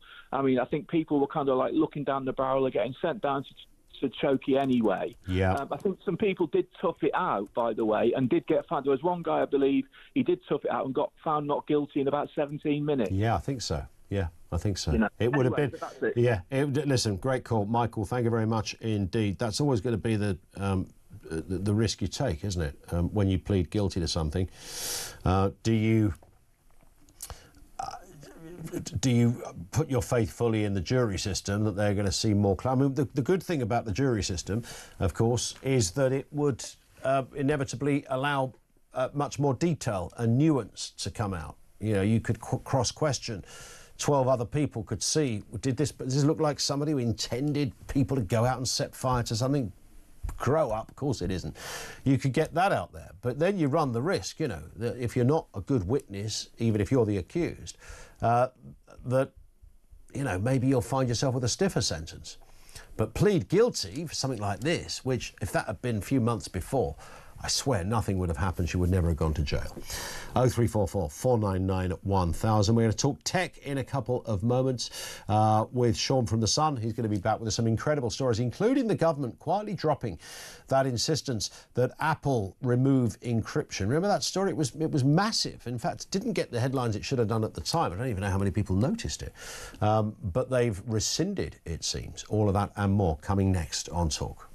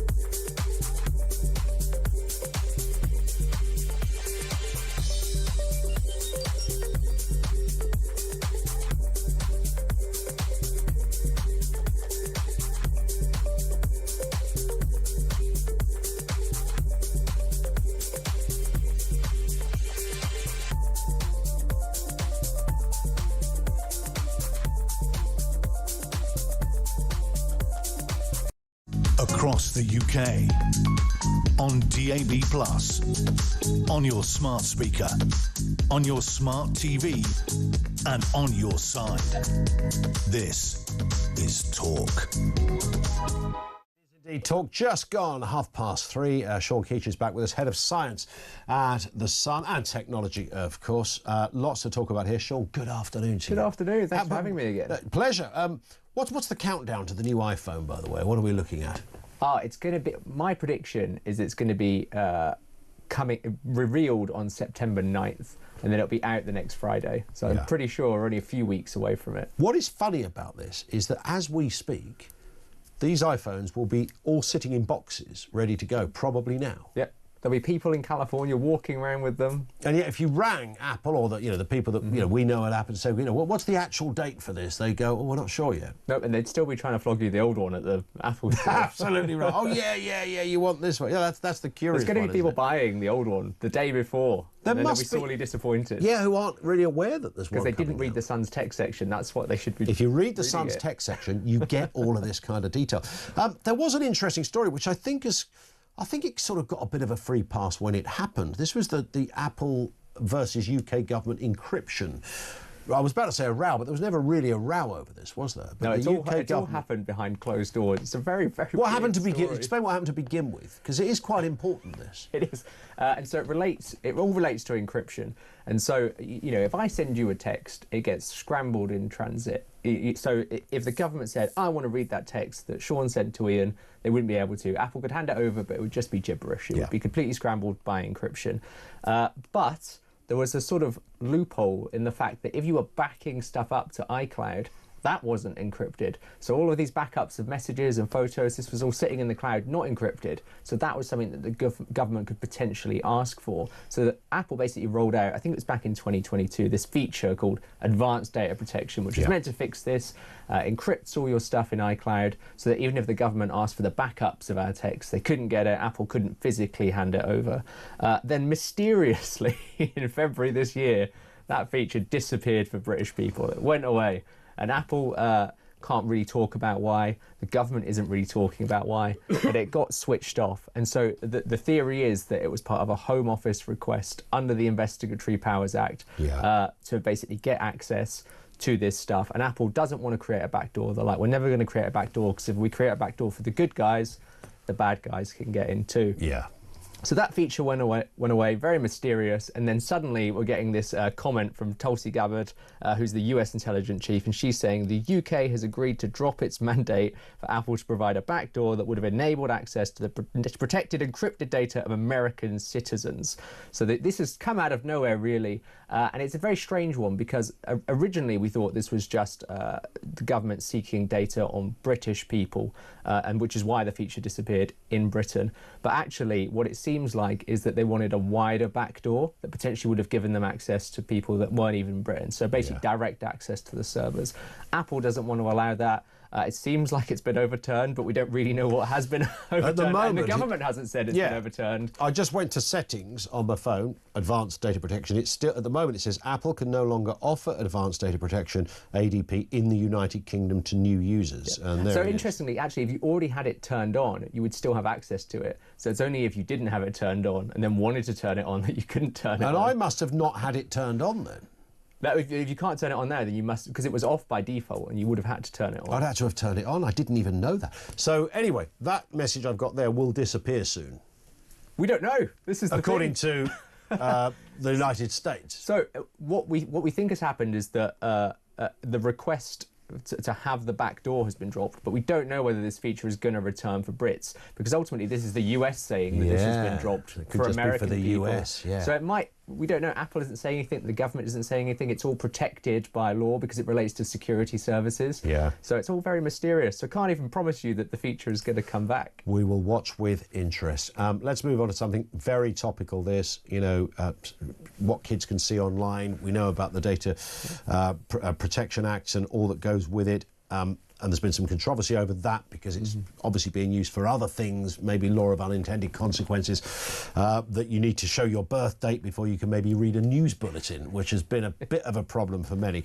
And there's been a bit of a scramble. I think tech companies have been quite slow on this, coming out with a smartphone designed for kids that blocks the bad stuff, basically. But it is apparently happening in one area. Well, all of these parental controls, they keep coming in, and there are so many parental controls that parents have to stay across, and it's a bit of a nightmare, and then kids inevitably find a way to get around it.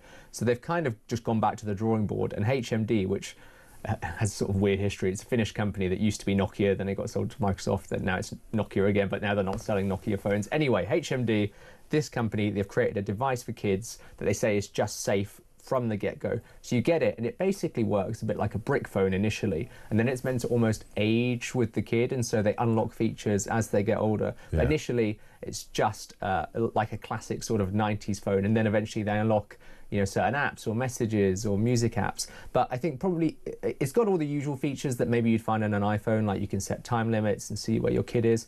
I think probably the interesting thing about this phone is that it has this sort of nudity detection system built into it. So it basically trained the phone on loads of different, I think it's something like 22 million nude images. Wow. And so if a child tries to take a photo, or even if they're watching a live stream and nudity appears, if they're taking a photo of themselves with nudity, the phone will shut it off. It won't allow it. It'll block it out. And so it even works if it's offline, because the model is on the phone.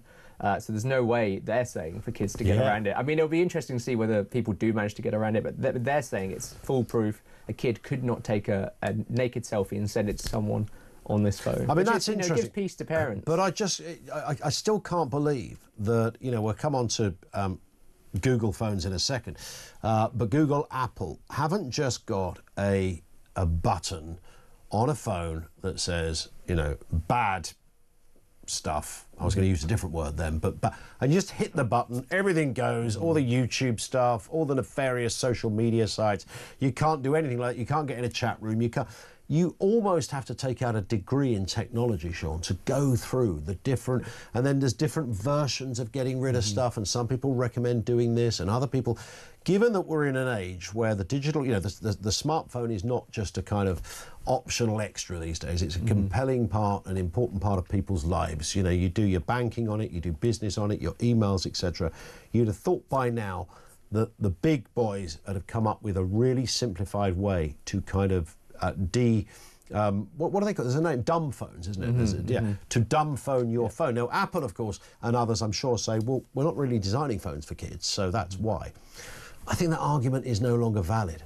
No, ultimately, these phones do have a lot of parental controls, but you're right, there isn't really a sort of catch-all button that says this stuff's all going to turn on. In fact, I was actually writing an iPhone parental controls guide today, and it just kept getting longer and longer as I was doing it. I kept we need to include this, and I think for parents it must be a nightmare, because you're not just doing the phone settings. You have to go into Roblox and set those settings up, and you have to go into Fortnite and set those settings up, and all these other apps as well. And then ultimately your kids are probably using apps that you don't even know exist, and they're using them, so you don't even know you're meant to be setting up the parental controls. That's also true. It's a bit of a nightmare. I mean, the YouTube conundrum for us at home has proved to be the most, went round all the devices. I think I mentioned this to you before. Got rid of the YouTube. Fantastic. Went to work that day, brilliant. Come home from work.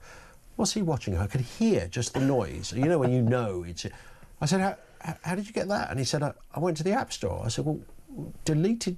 You shouldn't be able to get to the App Store.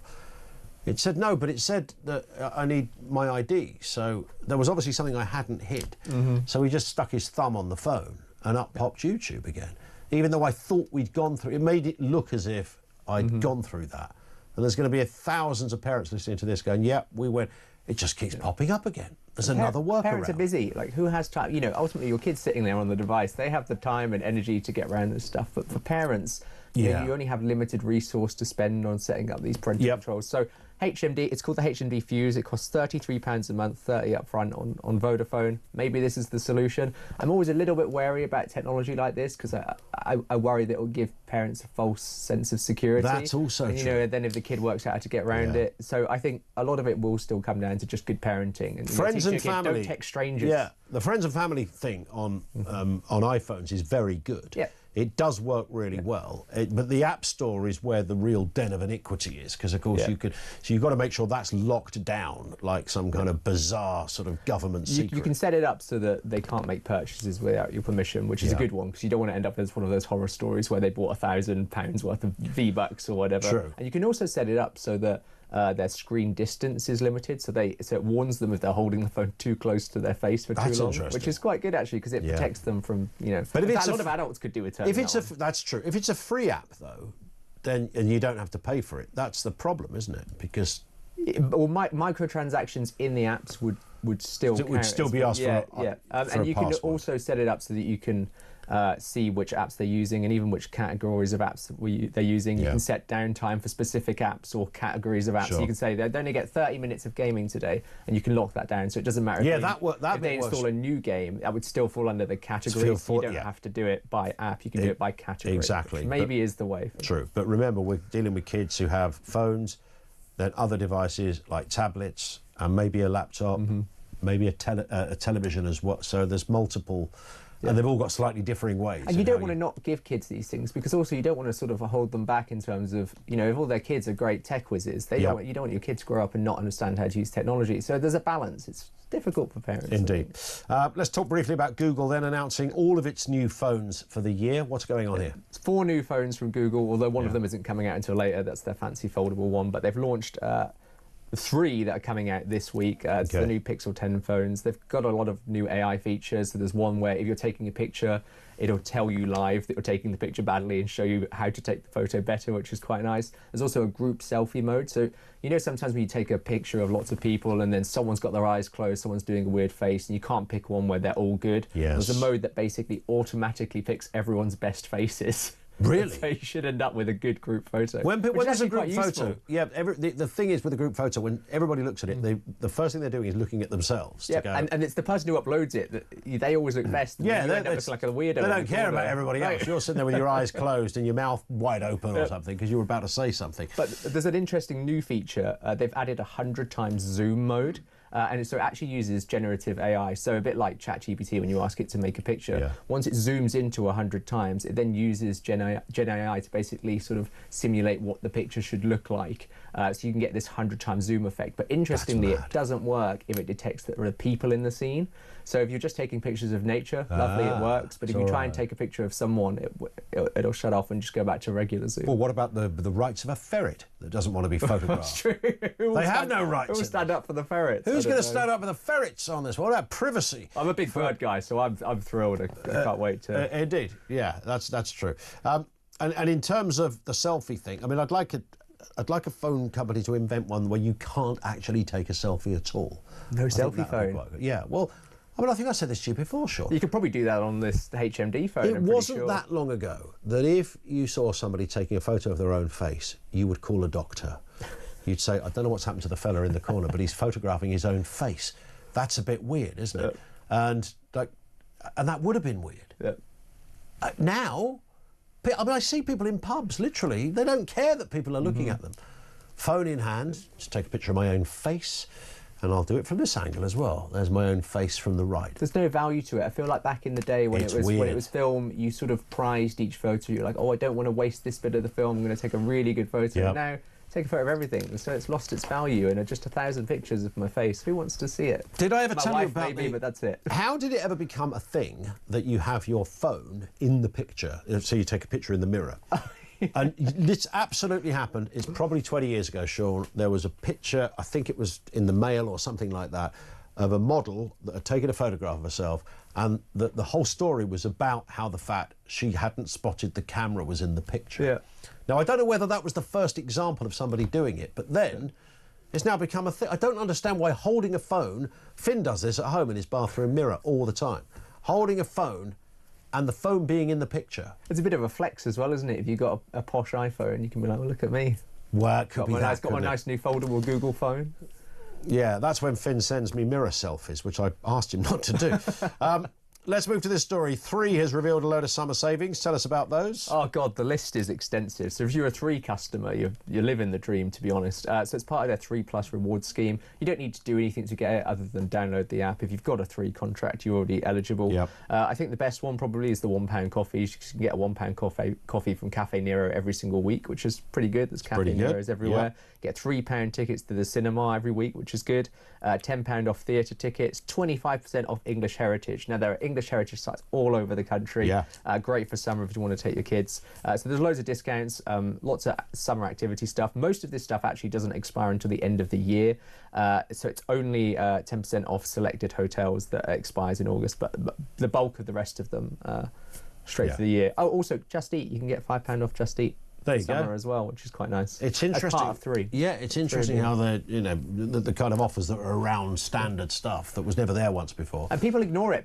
I think people just forget to look at this stuff, and you've got to go in because you'll probably find that if you check all of your accounts, you've got loads of discounts waiting for you there. The one I think people always forget is the Sky one.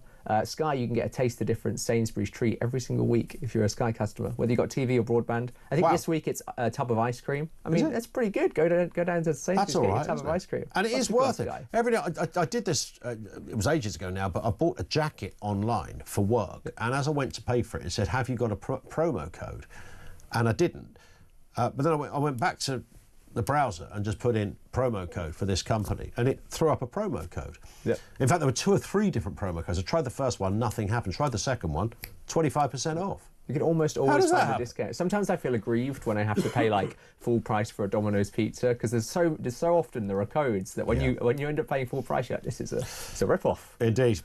Quick word on O2 upgrading their 5G connectivity. Where are they doing this it? probably isn't as good as the 3 deal, so you're getting a bit ripped off, I guess, if you're an O2 customer. But they're upgrading 5G connectivity at 22 sites across the country. Weirdly, all Haven holiday parks. If you've got a Haven holiday park holiday booked, it's pretty good. I think, often these holiday parks suffer from poor signal because people don't live there. And so, they sort of get overlooked by the phone networks. Whereas actually, there's a bulk of people there in summer. So O2 is like, this is a good opportunity. Stick some better 5G there. So if you're going to a Haven holiday this summer and you're on O2, you should get faster speeds. So you don't have to do anything. It's free, but, And just finally, I know, you are, of course, a man of science as well as a man of tech, and you like to tell us about what's up in the sky. You talk about a cluster shower of something the other day, and I can't remember what it was. Did you go out and look? Because I missed the day. I missed the day. I think I was watching the omnibus of Corrie. Ian, I feel like I shouldn't even tell you about this one. No, well, this looks even more interesting. A rare black moon due to appear. Yeah, so the name maybe is slightly misleading, but because you don't actually see the moon, but it's a rare event basically where it's a new moon, so you don't see it in the sky, but it's when there's an extra new moon in the season, and it's a particularly good time to do some stargazing because the sky will be very dark. You don't have the moon's illumination. Love it. Also, it's quite a good time to see the Milky Way. So when you combine those two, the sky's dark, the Milky Way's on show, you get a really good view of the sky. Now, people are sort of tying it to the apocalypse because there are sort of biblical references to Black Moon. When the moon goes out, it's going to be end times. I mean, I'm not... Mark 13:24, I think it is. Yes, I don't know. I'm not convinced that the moon is going to kill us all, but... Who knows? I don't want to famous last words and say we won't all die on Saturday. But so it's Saturday this happens. The black moon appears. It's technically Saturday morning, but all it's not really a black moon. If it was a black moon, you wouldn't see it, would you? But so yeah, exactly. So it's a bit darker. Yeah, darker. A darker moon. It's going to be great. If you've kept your sunglasses on that day, that won't count. No, certainly not. It will look darker. But you've got to get out of... Next time I'm on, I'm going to ask you if you went and looked at this. Indeed. I've got to stick to this now. You've got to get some nice photos. Absolutely. Listen, Sean, as ever, always great to have you on. Thank you. Sean Keech is, of course, the science and technology head over there at The Sun. And check out the website, because all of these stories you will find on The Sun and more besides from Sean and his team. More from you in a few moments' time. This is Talk.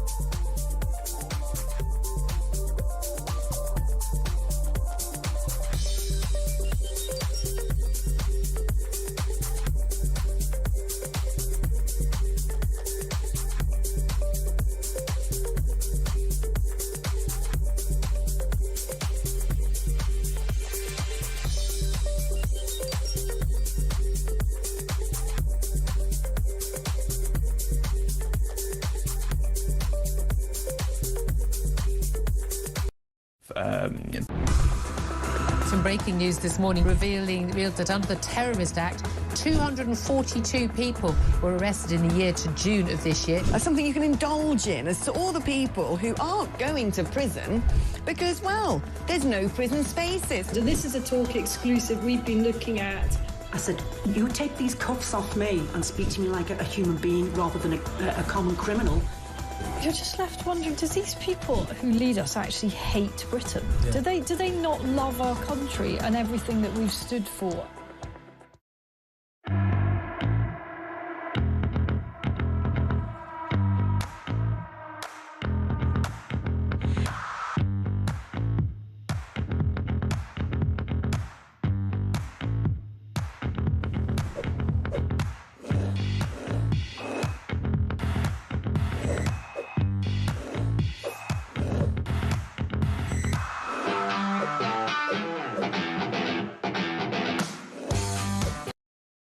Across the UK, on DAB+, on your smart speaker, on your smart TV, and on your side. This is Talk. It is 5 to 4. Is it Peter Caldwell on Drive this afternoon at 4 o'clock? We'll talk to Peter before then. Let's go to Derek in Manchester. What have you got for us, Derek? Good afternoon. Hi, Ian. Hiya. Yeah, you were talking about, earlier on, you were talking about Lucy Connelly. Yes. And whether she should have been in jail and all the rest of it. Yeah. Yeah, well, I mean, in my opinion, and I would imagine in an awful lot of other people in this country's opinion, definitely not.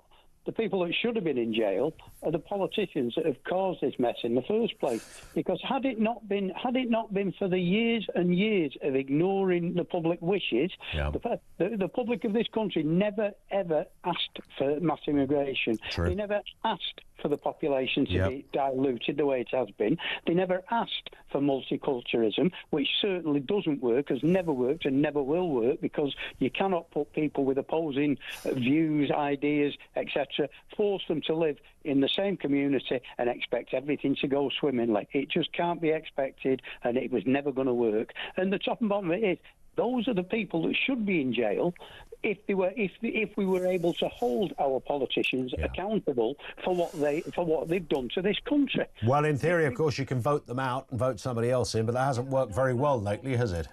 Yeah, but when they tell you a pack of lies and they tell you what they're going to do and what they're not going to do, and then they change their mind the moment you've elected them, you're stuck with them for 4 or 5 years. That is an absolute disgrace. Because and also when they do that sort of thing and you can't hold them to account afterwards, and you can't, I mean, it's like I've said this before. If someone in industry makes a mistake, the feet won't touch the ground. Well, indeed, you walk the plank. It doesn't happen in politics, and I suppose I don't know how or what criteria you could put in place, but I absolutely agree with you, Derek. There's nobody voted for this. Nobody was looking for this. I'm going to move on, Derek, because we've hit the end of the show.